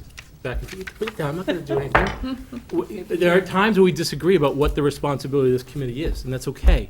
I know for a fact it's our responsibility to give feedback in this evaluation process. This in the budget is top. So and again, if Alan doesn't want feedback, specific feedback, if I was a superintendent, I would want to know, someone gave me needs improvement, I want to know why you gave me the needs improvement. Because your feedback is valuable to me. absolutely, and he has that information. He has all that information. You Matched wanna- up to who? I understand that, but if someone, so where are the comments then? I'm not They're seeing right them. here. You have to click on You gotta- the they're all comments right and it here, opens and I know up. you that, click on it. but if it says there's only 6 comments, okay, 6 comments. Yeah. There's 8 of us. My natural logical deduction is 2 people left it blank. Yeah, but that's their But you don't know if prerogative. they did the It needs shouldn't- improvement or We proficient. decide what the prerogative is as a committee. So if we say it's okay, I don't think it's okay. If you think it's okay for someone to put needs improvement and not give a reason, what would a teacher do with that? What would you do with that, Wendy? As a teacher, getting needs improvement on a standard or an element and not getting any feedback on it? I would ask. Right. So he has that information to ask. I'm confused at I wouldn't want my colleagues to know that I got needs improvement and have a dialogue about my own needs improvement. If he wants to know what's needs improvement, he would ask. And he has all the information. But part of the evaluation process is being transparent. I thought we Well, talked about this last time. this couldn't be any Very more transparent. transparent. Okay. I think what You just Bill, disagree. Alan, I do hear you what you're saying. I feel think what that- Tara was saying, though, is the 2 comments that weren't made may have been proficient or met standards. They were. Yeah, there wasn't. They were. There was nothing I just to wanted to let you comment. know. Under the first one, there was no Yeah. comment under needs improvement.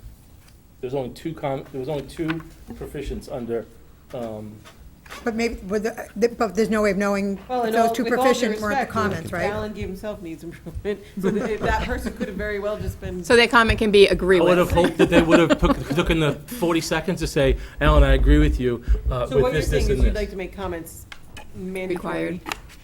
I don't think we should It's not a bad distinguish idea. between. Listen, I'm not gonna be here next year. Do whatever you want with it. The bottom line is this, I think we need to have, it's about feedback. This is what this whole process is for. So I think it's there's a kind lot of of, feedback in here. I don't think, I've never, guys, I'm not saying there's no feedback in here. All I'm saying is that when there's a Mr. Himmelberger, blank. you have a thought. Sorry. He's trying. And to Bill's point, where there is a situation where there might have been a needs improvement or not met with blank, I would certainly just talk to that person and say, just want to follow up on it to make sure that I understood, you know, whether you're agreeing with my self-assessment of needs improvement, or can you just give me the highlights? I'm pretty sure that has to be in public. I'll put it back in public. So you're Absolutely. saying he has to address us publicly? Yeah. Yeah. I know we have to Right. talk about it publicly, but if he wants to have a conversation with one of us, I think if it's part of the evaluation process, to the cleanest way to do it is in an open, it has to be in an open meeting. Now, does every reflective dialogue have to be at this meeting? No, of course not. But the process does. So, listen, that's so my I preference. think what we're gonna do It's is my take preference. time It's fine. I'm gonna put it on the agenda again for September 22nd, so everyone has the same amount of time to look over the review, including Alan. Actually, Alan, I'm not trying to move it up, but you have, under you have the discussion of superintendent Mhm. professional practice and improvement learning goals, which were just sent to us, I think, at 2 o'clock today. Yep. So, same thing, I would like to move those to September 22nd and let the committee have time to review those that were sent out today and With me, you we'll never get that done on September 22nd. If anyone opposes to that, please. No, but just so everybody is well aware, September 22nd is probably going to be a lengthy meeting, because I think do we have the auditor person coming? Yep. Well, I think the evaluation, being on the evaluation committee, I'm going to hope to meet with Alan in the next 2 weeks and review this and come up with a plan Okay. so that the conversation. The new goals. Right. Not what we have here. No, but based on the last year's evaluation, this evaluation, the goals that he had written, any goals that we see, we want to see, and go through that. Okay. So that when we do meet on the 22nd, you know, it's a dialogue, but it's directed dialogue, if that makes any sense. Okay, so actually, what I'd like to do right now is just move the agenda around for 1 minute and let the superintendent move on, only because we just eliminated one of his things. We'll move public forum to probably just the one after D. So we can get to the field trip discussion for middle school, if that's okay with everybody. Whatever else you have. Okay, thank you very much, Mrs. Vanaco. And I do appreciate all the work that Wendy has done, certainly on the evaluation, and I believe that the process will be collaborative, and then on the 22nd, we'll be in very good shape moving forward. We are fortunate to have our middle school principal of the year with us this evening, Mr. Cameron, because of all the planning it takes for him to run all of his trips throughout the year. He requested to be on the agenda and wanted to be here in person, since he would do a far better job than either Dave or I to answer questions from the committee regarding these specific trips. So thank you very much, Justin, for a long day, and appreciate you being here. Good evening. Good evening. Did everybody get the handout that? Yes. Okay, great. Thank you for making the Yep. trip. You're welcome. You're welcome. Is it appropriate just to open it up to questions? You want Or a if you quick want, overview just for me? a brief description of Verbal date for and the times. viewers. Sure. Well, you have to remember, you're not just talking to us, you're talking to them. There is actually a Outside. difference in the nature's classroom. There is, yep. And what's not on here is, when I forwarded this to Alan, in the last week or so, I've had a chance to pull some comps of other districts and what their trips look like, and what I find most important, what their trip costs. Because it's important for us as a middle school to stay cost-effective for our families. I know that also well because of the fundraising that we do as a school community to make sure that those families who can't afford these trips can in fact go on the trip. And that's a good starting place. You know, in 5 years, to my knowledge, there's never been a family who's been denied access to either the Nature's Classroom trip or the Washington, D.C. trip because they can't pay for it. You know, that's something that we're immensely proud of, and it absolutely has its challenges, because there's been a couple years, especially for the DC trip. You know, there was one year, I think about 2 or 3 years ago, where we raised, I think, upwards of $6,000 to really help to support some families. But anyways, the Nature's Classroom trip, the proposed dates are October 2nd and October 4th. I did get the blessing from the superintendent to put those dates out there to this current 6th grade parents and guardians. So they've had these dates for maybe about 3 weeks, close to a month. They also know the date of September 20th, which is our Meet the Teacher night. I'm just going to invite the 6th grade parents and guardians to stay for kind of a Nature's Classroom informational night. I've heard nothing but positive about the upcoming Nature's Classroom trip. I've heard excitement, I've heard positive, so I think we're in a good place. I think I did put it out there somewhere in an email that officially it just needs the blessing of this committee, of course. So the difference between this year and every other year for Nature's Classroom is we're slowly looking to expand the trip. Most other towns, communities, districts go for a minimum of 2 days, 2 nights, 3 days. But you find most communities actually go for about 4 days, 3 nights. And that's where the price point starts really climbing. I had an opportunity over the summer to really connect with the executive director of Nature's Classroom. We're one of the first schools that will be arriving on a Sunday afternoon. It is something that he shared with me that's been requested of a lot of other schools. And he understands the cost-saving measure that happens when a school arrives Sunday, because let me explain to you what it would look like. We will arrive as a school, and the teachers and staff that attend the trip are really the staff for the children. The Nature's Classroom staff don't clock in until Monday morning, and that is a significant savings for us. So we have an opportunity, and one of the goals that you clearly know is, we want an opportunity with teachers and students to build relationships. And what's unique about the Nature's Classroom trip is, even though we're there, we do kind of hand the kids over to their staff. And again, that would happen on Monday morning.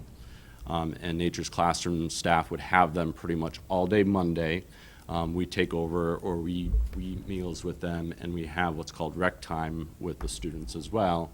And then the overnight is, again, the Hartnett staff, and then Tuesday, the Nature's Classroom are kind of tagged back in. We do have the opportunity to stay pretty much all day Tuesday, and I'm still fine-tuning, when the arrival back here will be. So that's a difference. I really wanted to be creative and think out of the box to how I can expand this trip without making it, the price point of about $300. I can't find a district that has this trip under $300. So that's a creative measure. I mostly think of those parents who have students in 6th, 7th, and 8th, or even 6th and 8th, who are paying a Nature's Classroom bill and then a Washington, D.C. bill. So it's important to me to think of those families, the multiples and such. Or two. Nice timing. This is what, Charlton? Yes. Okay. Yep. And Which how is far- very safe for our families. I Yep. just spoke to a father today, and he's like, is there any way, we can go out to campus so my son can just look at the campus, because we think if he gets through that, he would be fine. And the answer to that was absolutely yes. We've done that before. So It's only 40 minutes away. Sunday night, when Mhm. it's just the teachers and staff here, then what's the ratio of staff to students? Yep. Assuming the whole class goes. And that's what I like to assume. It's about 1 in 12. That's not bad. Yeah, for the days, we're well over the ratio. Yeah. I don't know if other districts tell the teachers to go back to the school. I think it's kind of silly when we have just a very small group of 6th graders here. Because again, we double the amount of staff with their staff. That's great. They will, I should add this, the Nature's Classroom staff, most of them live on the campus, so they will be there. Even though they're not. They just won't clocked in. be, kind of on duty. Yeah. So do we need a motion to approve these? Want to do them separately or jointly? I think we should do them together, so DC is moved to June. Mhm. due I to like the that. I do like that. Easter. Sunday, Tuesday. I make a motion to approve these 2 field trips. Second. Motion made by Wendy and seconded by Jane. Any discussion? But do you want to tell us maybe about the DC trip? Again, I think we know, but I think people watching at home may not understand. Yeah, and I would actually like to say publicly, like the Nature's Classroom trip, the lowest price point I found was $325. We focused mostly on the Bellingham, Uxbridge, Hopedale, kind of the communities around us. And you can't find a DC trip that's under $800.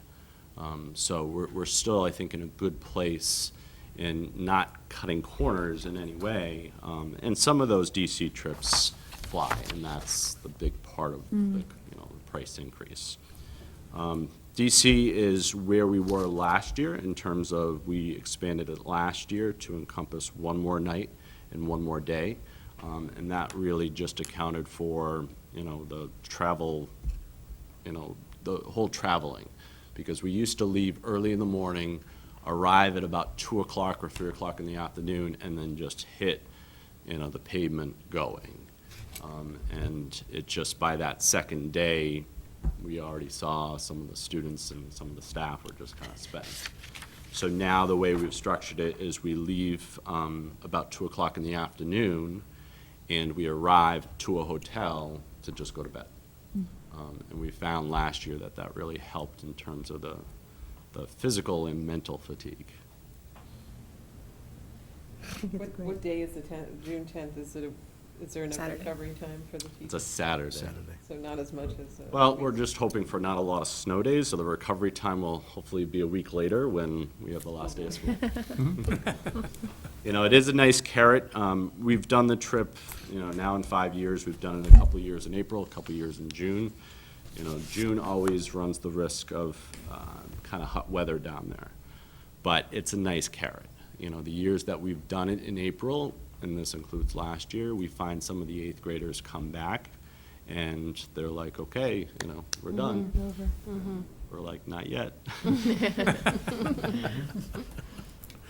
So do any of the neighboring schools, I don't want to call them our competitors, but do any of them attend this? Mount St. Charles, Whitensville, schools like this?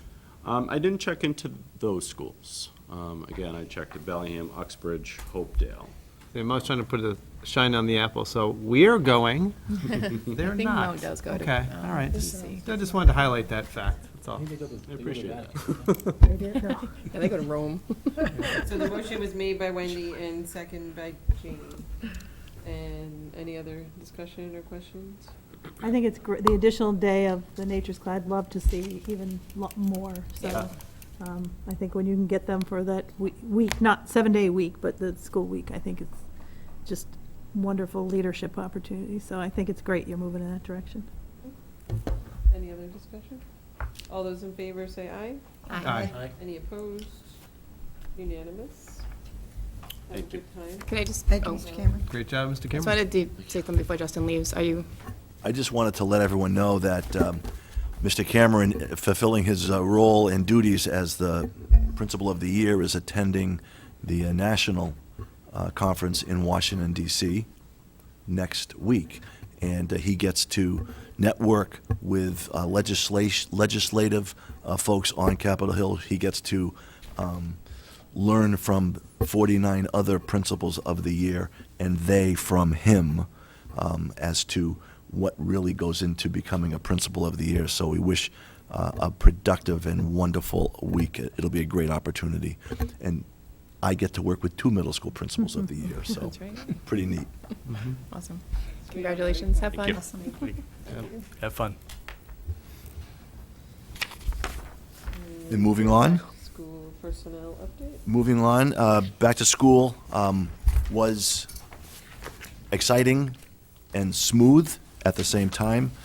Tuesday, the 30th, I welcome back 290 or so staff, and we had a great breakfast outside. It's always an interesting buzz as people come together for the first time to start the school year. And I know that you've heard this, but I publicly thanked the committee for their support of all of the initiatives and all that we did around containing health insurance increases, to the regional agreement discussion, to the budget. And I then slipped in the fact that the committee extended my contract for 3 more years, and was gratified that there was no deafening silence or even boos. There was actually a pretty loud applause, for which I was grateful. And that really was important to hear and to see.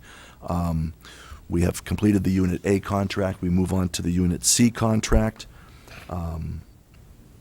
Our budget, as we have spoken before, was just official on September 1st, and here we are 4 months away from starting FY18.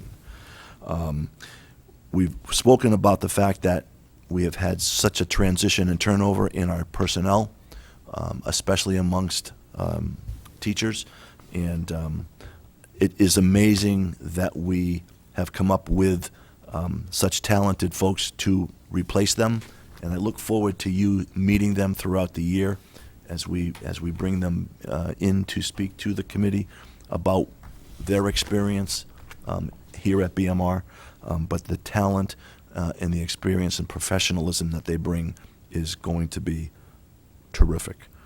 The last important and rather exciting piece of back to school was that for the first time in a long time, and I would have to go back to the documentation to see, we actually started the year with 33 additional students than we ended last year. Our enrollment has increased, and it increased in every building. And that was amazing to see.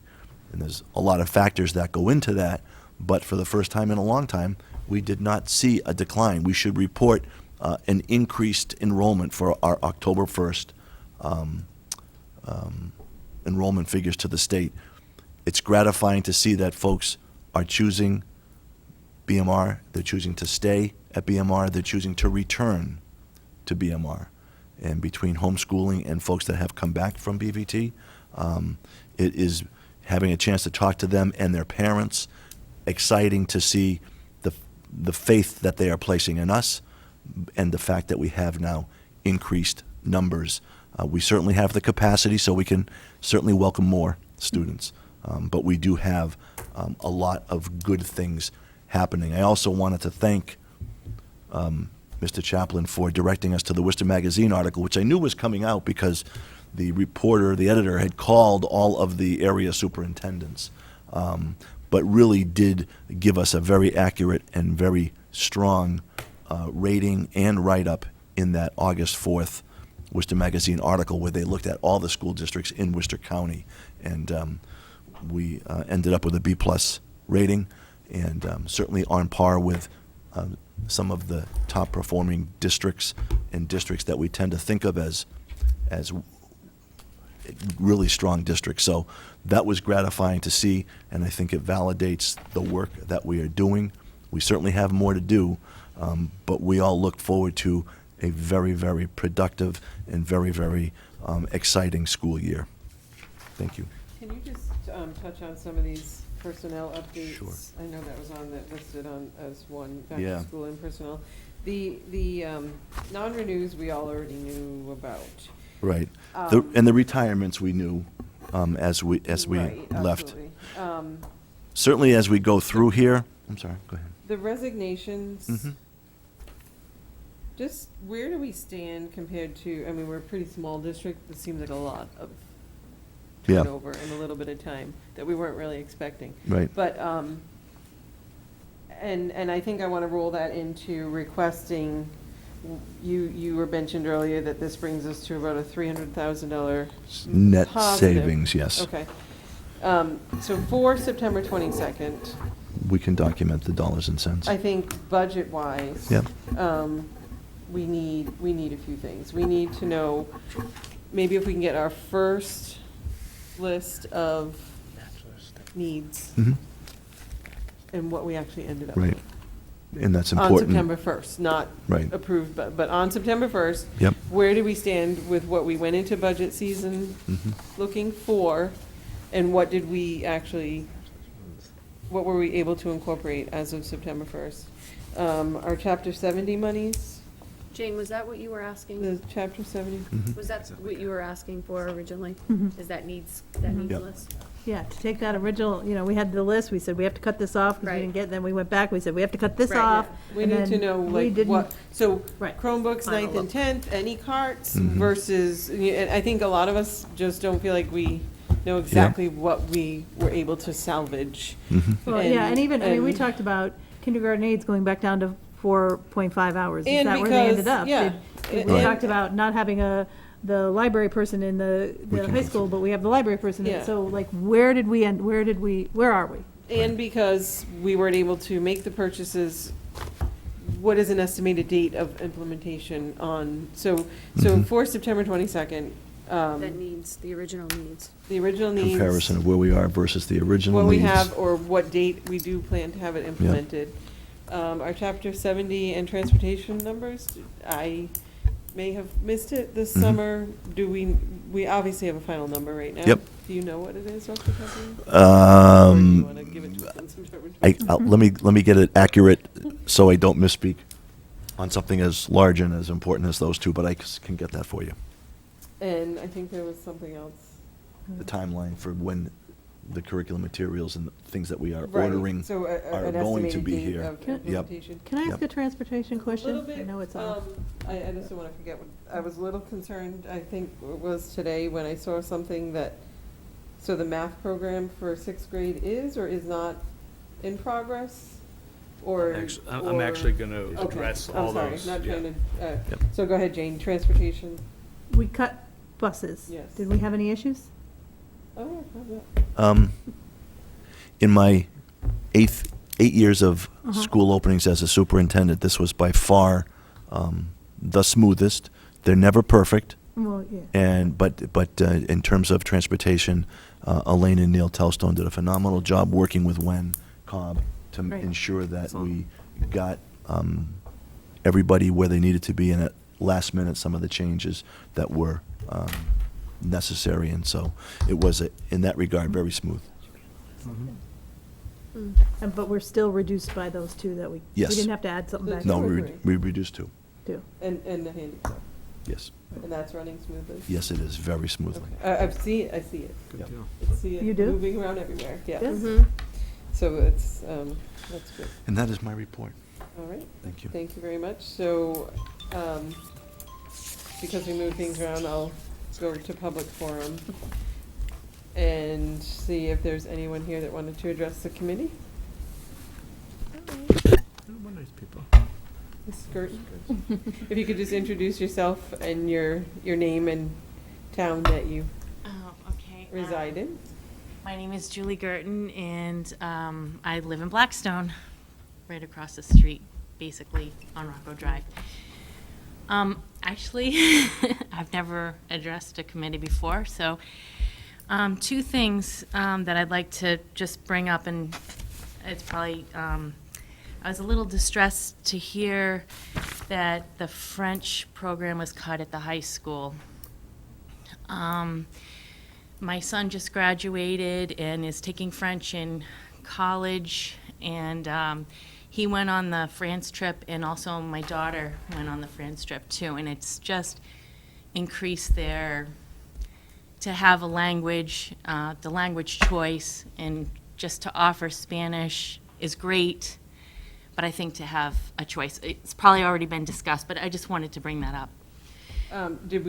So you're saying we have no French at all for 4 There years? is, coming up in the ninth grade, I believe there is no French offered. It has been cut.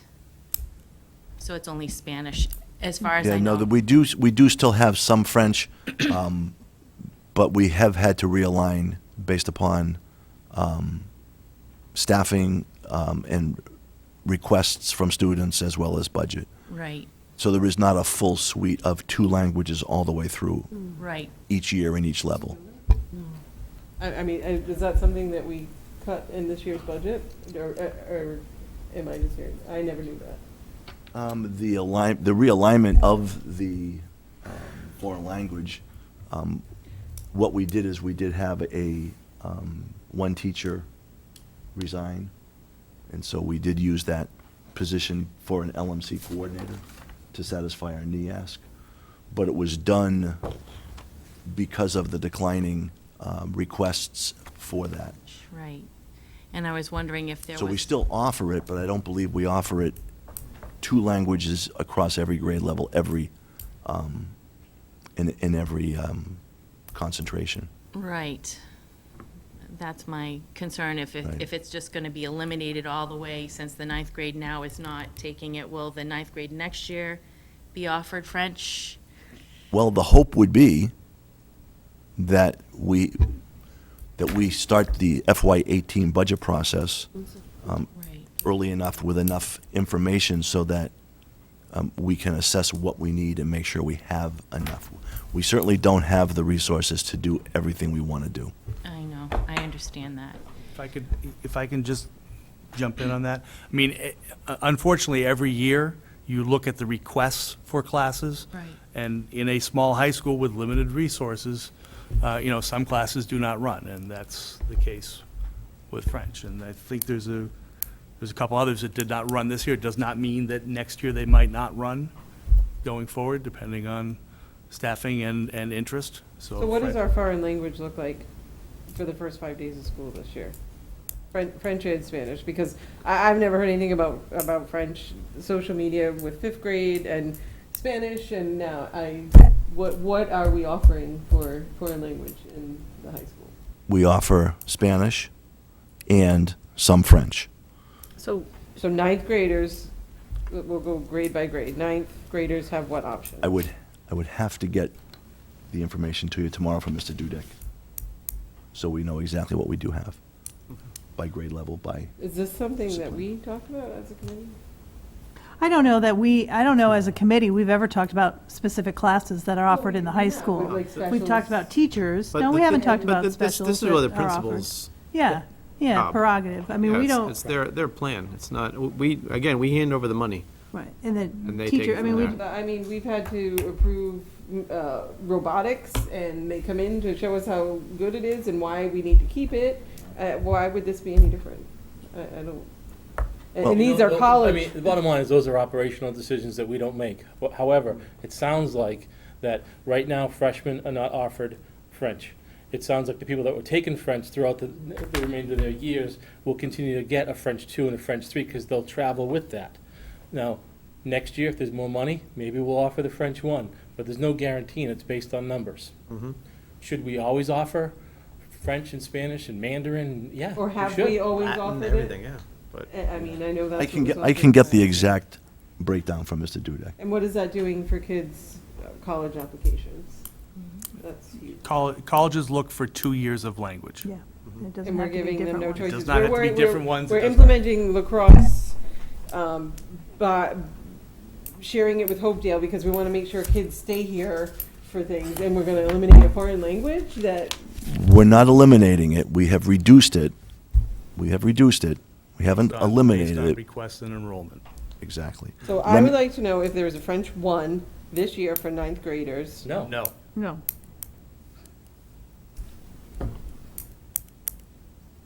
But Aaron, I would counter that you're with, saying we're gonna this allow- is the first person who's even It's only the 5th expressed, day of school. but who's even expressed a concern with that. But when you're registering for your classes, when you see the schedule, This and is my you have the options. I'm sorry to interrupt. This is my second concern, actually, is scheduling, because they register for classes, I think, way back in, I'm not even sure, April, May.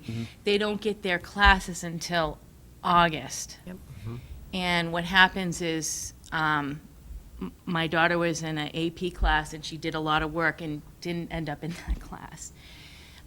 Which they accepted the work that she did, but it's not the work toward the class. So I was wondering if maybe we could do registration like in June, they get their schedule in June, and they would be able to, know exactly what the classes were, and that they weren't offered French, or, because I think some people didn't know. Right. And that actually is not a timing that actually was a problem with the state and the state data collection. The SIF data, I have no idea. but they collect a whole bunch of data my understanding is that normally those schedules are shared in July, but the whole month of July, the state data collection piece was not working across the entire state, which meant we could not roll over our data in our system to release it to parents and students, because if we did, then we would screw up all of our numbers with the state. So it was a 6-week. Beyond me. It obviously was beyond the state as well, but that is why the schedules did not come out when they normally come out. But I found out on the first day of school that there was no French 1. I didn't know it was not offered all summer, you know what I mean? That was the. So, did we have students who, in April, or whenever they filled out their schedule, requested French 1, and then based on those requests, there wasn't essentially enough students to fill a class, and so we don't offer French one. I mean, I think, This and maybe I don't understand. This happens all the time in all subject areas, Yeah, I though. guess This is maybe I not don't unusual. understand high school, Well, because a I come parent from said higher that education. There was a note on her son's schedule that said, not in the budget, on her French 1 class. I looked at my daughter's schedule, I couldn't find any notes, so I don't know how they show up, but her note said that it was because there's no budget, so there was no French.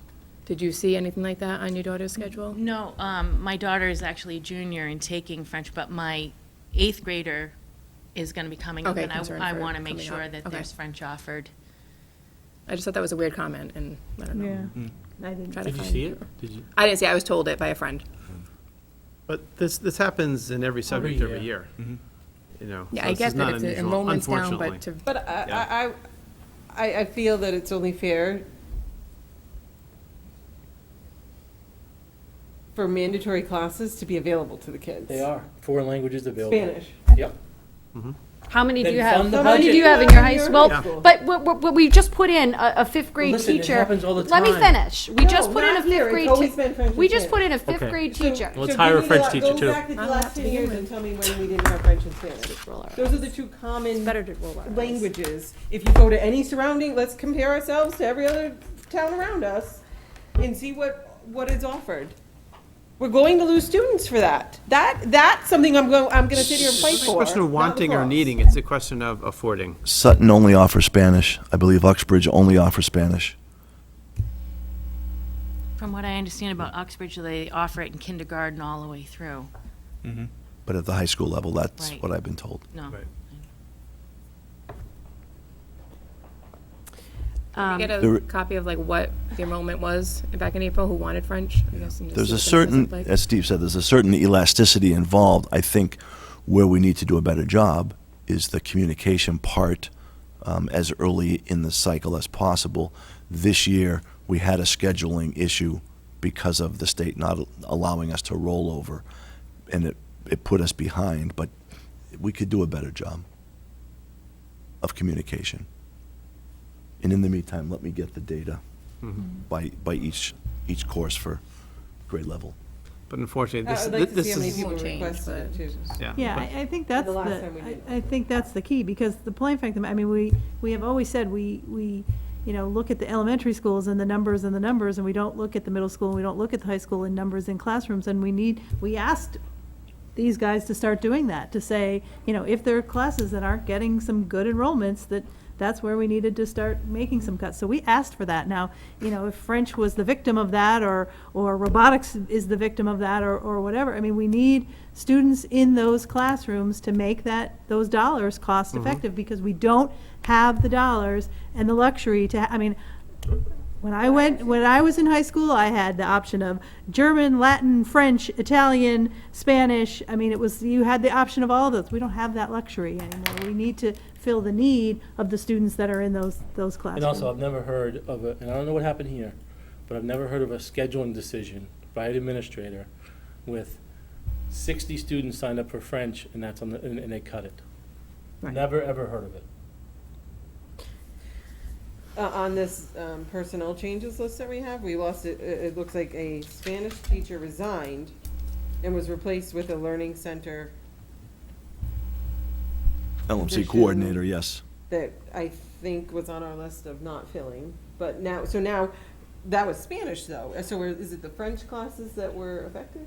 Well, it's both, I believe, both languages that were affected, Yeah, based upon in some certain grades and/or levels, the request and the enrollment was small, so I think high school administration condensed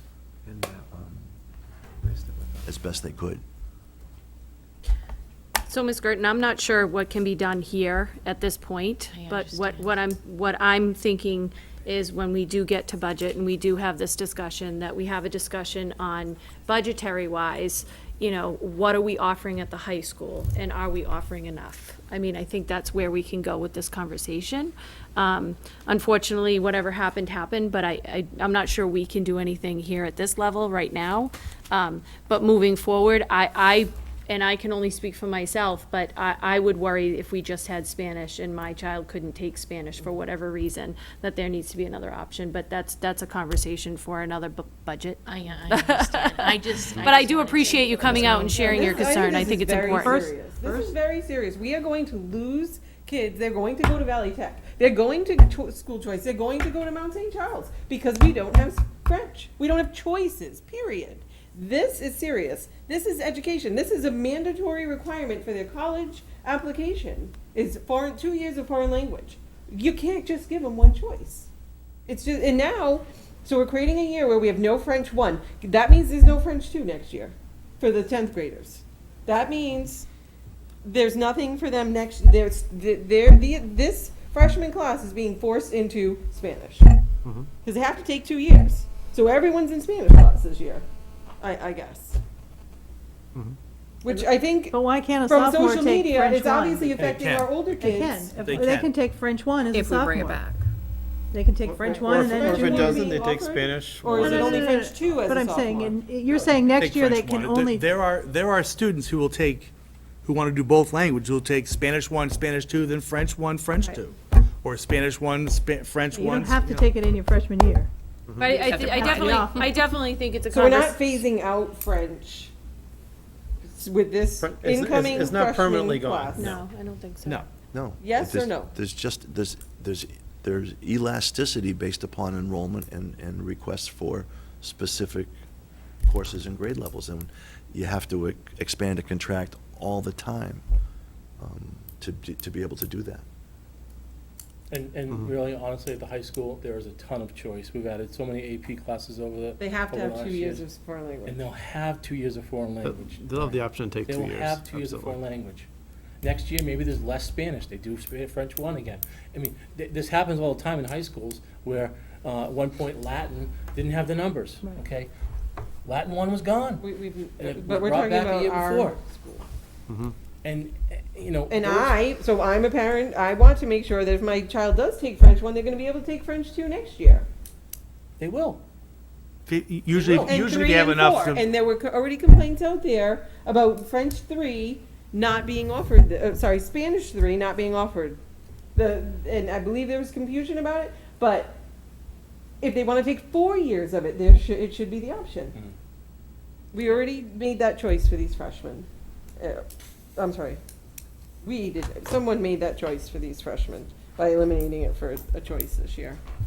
So again, I think moving forward, if we really We don't make concentrate those on this in the budget, in our budget process, and we really take a look at it, I think that's the best thing that we can say right now. I understand. I just wanted to bring it forward and. We appreciate you doing that. Appreciate it. Thank you. Thank you.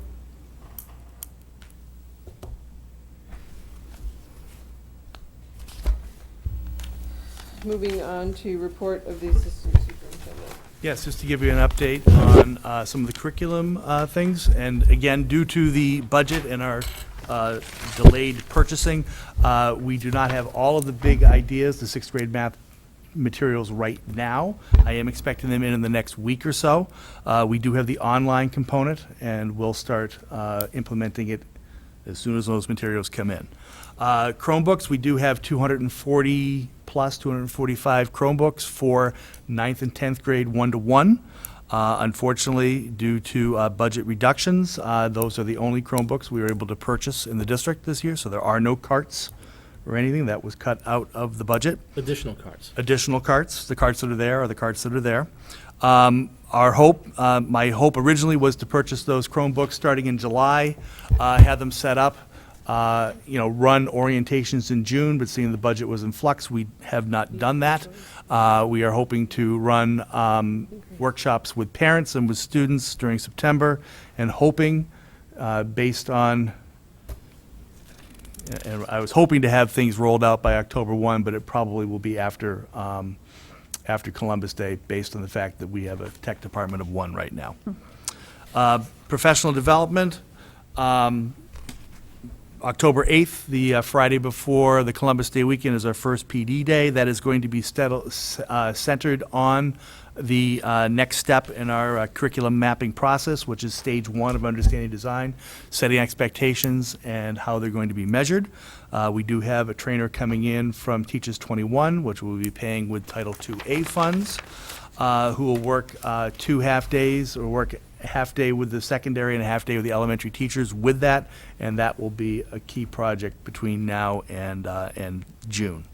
November 8th, that professional day, which is also Election Day, is actually a regional conference with the other Blackstone Valley schools and the Blackstone Curriculum Council, and that is going to be a conference based on social emotional skills and building positive climate and safe climates for students.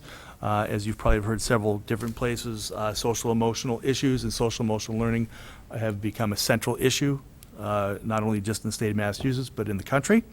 And the Blackstone Valley is working together collaboratively to put on professional development for that. We also have a few guest speakers. Mr. Chaplin is going to be part of that as well, so I want to thank him for that. Another budget cut, just so you know, or a budget aside, normally we do stipends for data team. We are unfortunately in a situation where we need to put that aside, not hire data team members in each school. We are rolling out STARS. We will be supporting that. And then depending on how the budget flushes out, maybe we have a part-year data team, but I don't feel comfortable spending money towards those stipends at this point in time.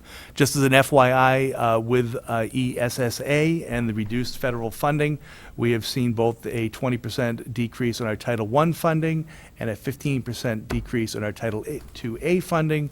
Again, more good news on the resources part. So that's my update to the committee. Do you have any PD scheduled for the big ideas for the teachers? Yeah, we're on the, well, we've been going back and forth. The consultant wants me to give him a PO, but our practice is to have a date to put on the PO.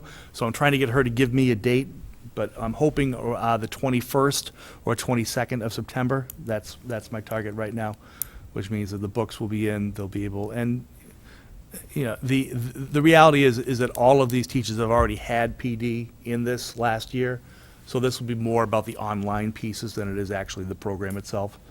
So, but they're also pretty savvy here at the middle school with technology using STARS, so they've already started using it and getting access to the online piece as well. So, What STARS version did we get? Did we get the? yeah, we did not get the soup to nuts 360 K to 12. We are working on a 3, 4, 5, and 9 of just STARS Math and STARS ELA.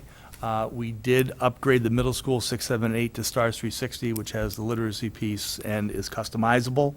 My thought behind that, again, budget reduction in that line from 40,000 to I think 20,000, was that the middle school already has experience driving the Ford, so they should be able to handle the Cadillac. And we're going to have everybody else start out with the Ford, and then hopefully next year be able to expand it and give them all the bells and whistles as well. Thank you. You're welcome. Any questions for Dr. Thompson? All right, moving on to school committee forum. I have a couple of questions, but I might, it's more of a parent question, so if you want me to sit in front for public forum, I will. Yeah, okay. Not a problem. Who said yeah? Who said yes? Bill. We're into school committee forum. I feel these are school committee. Fine with me. I'm Wendy Greenstein, and I live in Blackstone, and I have some questions from being a Blackstone resident. So my first one is about the basketball court. I'm wondering if our students in Blackstone are going to be able to play in that basketball court for recess time? Well, the nets were just cut out of it, so probably not. They're vandalized. Oh, that's. But they always use But that part of the field. that's a side. Well, I know a number of residents have been driving by, and they're wondering the same thing, so I wanted to make sure I asked that question. Because is it? Where is Haven't the, been told where that it's is off it? limits. No. Kind of with the Are- near the are baseball they- fields out So they back. have On the 5 Mendon days of Street side, I recess. think. The Do you know AFM if they side. use the Yep. basketball court? Okay. I do, and they have They not. have 5 minutes for recess? 5 days of No, no. they've had Oh, 5 days I'm like- of recess. I'm just, They haven't been allowed on it. I'm just wondering if there is an opportunity for them to use it, because I know that, you know, as a taxpayer, that money comes from Blackstone, and Yeah, it's I think our Blackstone. Blackstone students deserve an opportunity to play on the things that we I think they put have. it there to be used. Right. Um, Let me follow. So my second question, and I guess it's more of a concern, is being a mother of 3 boys, soon to be 4 in this district, I have a concern about the amount of paperwork that comes home. I know at the middle school, they send home and I know this is district-wide, but I know at the middle school, they send home paperwork, and it says, any updates on this paperwork? And I would like to see that through the whole district, so that the amount of paperwork that's coming home every year, it's the same. And I would like to look at some type of, and I don't know if this is a committee conversation, but proof of residency. I do have some concerns about people coming into our district that don't belong in, that do not belong in our district. And I am not sure of what the procedure is, but the amount of paperwork that comes home, I would like to see a proof of residency or a bill of some sort In that be first looked day at. packet. In that first day packet, and, you know, the 10 other papers times 4, soon to be 4. I think middle school had a great idea by sending a printout saying, please change whatever's not, please change whatever needs to be updated. That way, you're cutting down the amount of paperwork that's the same every year. And just looking at proof of residency, because I do have concerns when I drive to work in the morning, and I do see Rhode Island plates lining up at the bus stops. And I just think it's important, as a taxpayer in Blackstone, that we look more into that. Can I, Yes, Jane. is our Go to the middle school, no, I have a question based on her. Middle school and high school have a portal system? Can we update our information right directly into the portal system? That'd be nice. I believe we can. The tricky part is getting parents trained in it and parents doing it. But I think there was a paper that came Yeah, home it from was, middle it's school. very simple. It was just a printout, you know. It probably came from the portal, if you. It could have come from the portal, and I don't know if it's. But like as I far s- as the proof of residency, I think we've talked about this for years, is why it wouldn't have to be resubmitted in the first day packet. Well, usually what happens is the parents come in and they register their children for school, and they have to prove residency. I mean, we would need to have parents come in, because, I mean, those are bills, lease Lease, agreements. These are not things you want kids carrying back and forth to school. So therein kind of runs, you know, the issue with that. We did upgrade our process 2 years ago when I came in. We do question and investigate. We have a lot of cooperation from both police departments in Blackstone and Millville for any questions that we have, and we've been pretty adamant on pursuing those. I mean, what we found is that people have family on both sets of the borders, and sometimes grandma comes over and drops the kids off the bus, and grandma happens to live over the border. But to have people prove residency, I mean, we would need to have people come into some place with a proof of their, you know, a bill, you know, a mortgage statement, you know, what have you. And, I mean, I'll be honest with you, I mean, if we want to hire someone to do that, then that's something that we can probably do and set them up someplace to go do that. But, I mean, we only have one clerical person in each building. Right, and I think my conversation just leads to the amount of paperwork, and as a Blackstone resident and these numbers getting bigger in the classrooms, I would like to see Blackstone students be educated, and not people that don't live in Blackstone or in Millville. And I know that's been an issue, and I know it's been brought up, but I just, you know, as a parent, I think it's important for me to bring that up. Wendy, can I just interrupt for a minute? And I agree, I myself, and I understand the administrative part of it, but I have not had to show proof of residency since my 16-year-old started kindergarten. And, I mean, You've moved 3 times.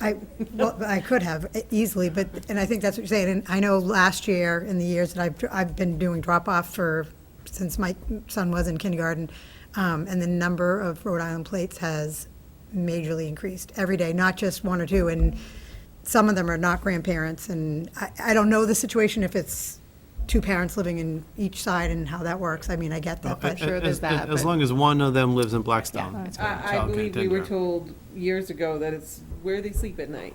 Well, It's it's not where who they lives sleep where. the majority of the week. It's where they sleep, Yeah. right. But I mean, I understand their you can't legal control guardian. that, but I think there's gotta be some form of of being able to show that one of them live in the town that we're, I mean, they're in our school systems, and like I said, we're having conversations, and I'm hearing conversations about class size. I want my child to be educated with Blackstone students, and if I wanted them educated anywhere else, I would go somewhere else. So I do have a concern about the proof of residency, and only checking on that, like I said, in So maybe it kindergarten. doesn't need to be every year, but maybe it's every time they move buildings. I just wanted to or- bring that up as a parent. Or mid-year audit.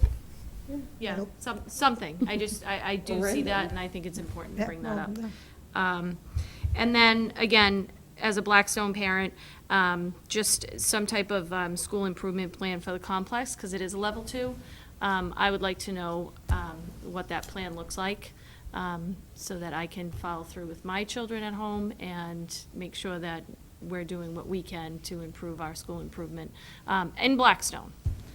I know we've heard a lot of Millville, but I'm a Blackstone resident, so I just wanted to share my concerns with the committee. Thank you. Thank you. Thank you. Did you have anything for committee for? I don't. Just let me come back to that Put your seat. hat on.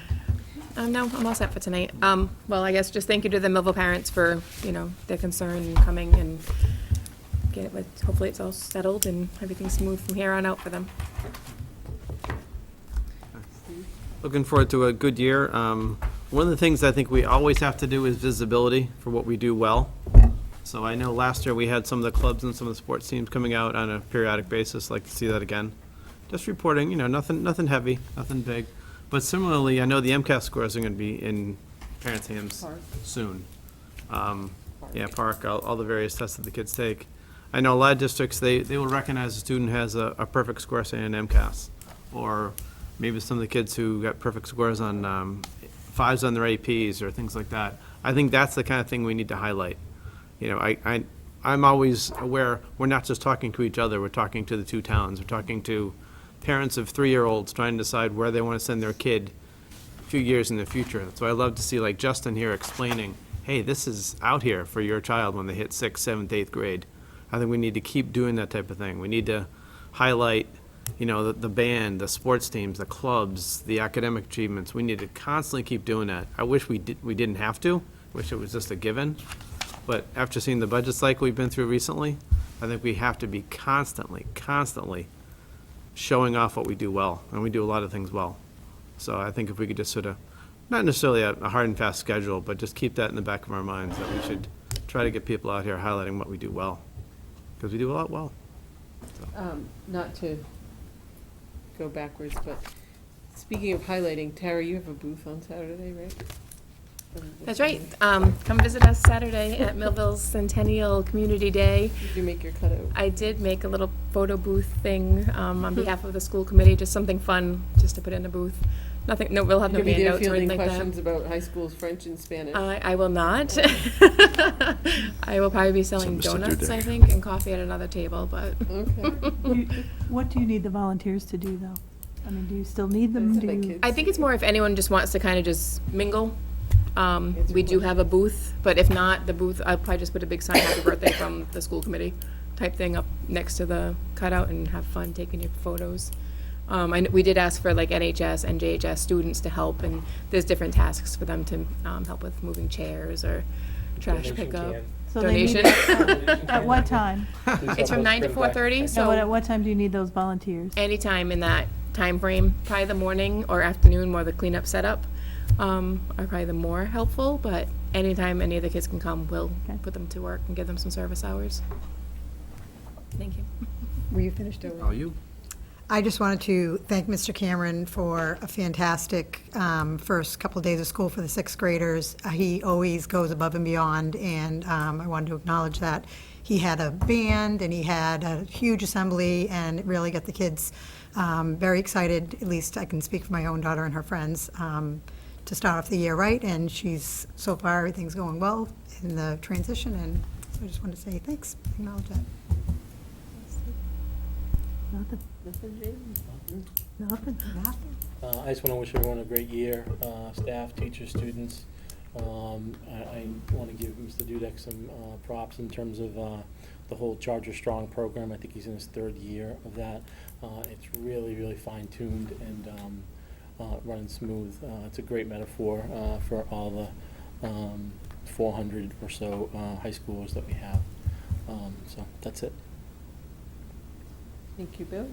I don't think I have anything either. So our upcoming meeting is September 22nd. Same place here, middle school. We do have a pretty big agenda, so if you have any requests, we may put it off to, just to keep Are that we having one students come in? focused. I don't want to put that off. You know, I think we should just be set, the second meeting of the month, students are coming in and presenting something, so I think we keep, We had a lot, but I mean. Before you know it, it's January. Last we're year, done. we had all the sports teams at the end of their seasons. We didn't Some miss any, elementary right? presentations. We had a few come in and sing Yeah. for us, so I think maybe we'll let them get settled, and the teachers are probably busy the next few weeks with their Meet the Teacher nights, but I'm definitely open to that. I would like to see perhaps Mr. Dudek come and talk to us about how the schedule and the curriculum is developed. in high school. Yeah, I think that's fair, because I feel like I was just, We've had questions, and we don't understand. so could we request Mr. Dudek to be here for Mhm. the 22nd? Sure. All right. And executive session, we're not moving into executive session. but- No, but I do think it is important that we send parents to building administrators to answer questions. So, you know, when there is a question about something, the parent should go to the administrator to get an answer. So that's, I mean, And I do think that we fielded more than we typically do this week in sending them Well, to it- the appropriate, Mhm. you know. Right. I'm wondering if we don't need a social media policy. Just saying. if we need one, If we- there is one. Oh, there is one? MASC has one. We don't have one. We don't have need one. But I'm wondering if we don't need one. right. And parents on social media, I mean, these discussions on social media are counterproductive because they're based on rumor and innuendo and very rarely fact. And they need to call the administrator. We have qualified professionals and ask the question, sit down with them and go through it. So, If I can just add to that, we did field a number of questions this week, but I think the same message came throughout all of us that did field those questions. We did say the line of communication is the administrators, and we gave them the line of communication, and said that our job is not what they're asking us to do. So I do need to make it clear that although we do see things and you can't not see things, I think all of the message is always the same. It's the one-liner that, you know, we can't do, there's nothing that, we don't control that. So they need to speak to their administrators per the grade, and then if they don't, if that doesn't happen, then they need to speak to either you or Alan. So we're fielding those appropriately, you know, but we always are, we are human, we are thinking about those on a regular basis. And we are also publicly elected people in our towns, and it is fair for them to come to us. Oh, sure. Thinking that they have that outlet in us, making sure they get the direction they need. That's Right. fair. and it's also fair to say, if you aren't Privately. able to get through or what have you, or I can help you, then let me know. Yeah. Or telling them the date of our next meeting. Right. is, Yep. I I'm mean, always a happy to common- forward all the information on someone else. Field it, no Yeah. problem. But I think saying that publicly is important, because like, we did field a number of emails this week, more than I think I've ever forwarded. And our response was very similar, is please speak to your building rep. Building principal. Yep. So, Okay, so I'm looking for a motion to adjourn. so moved. Motion made by Wendy, is there a second? Second? Second by Tara. All those in favor? Aye. Aye. Any opposed? Unanimous. Good night.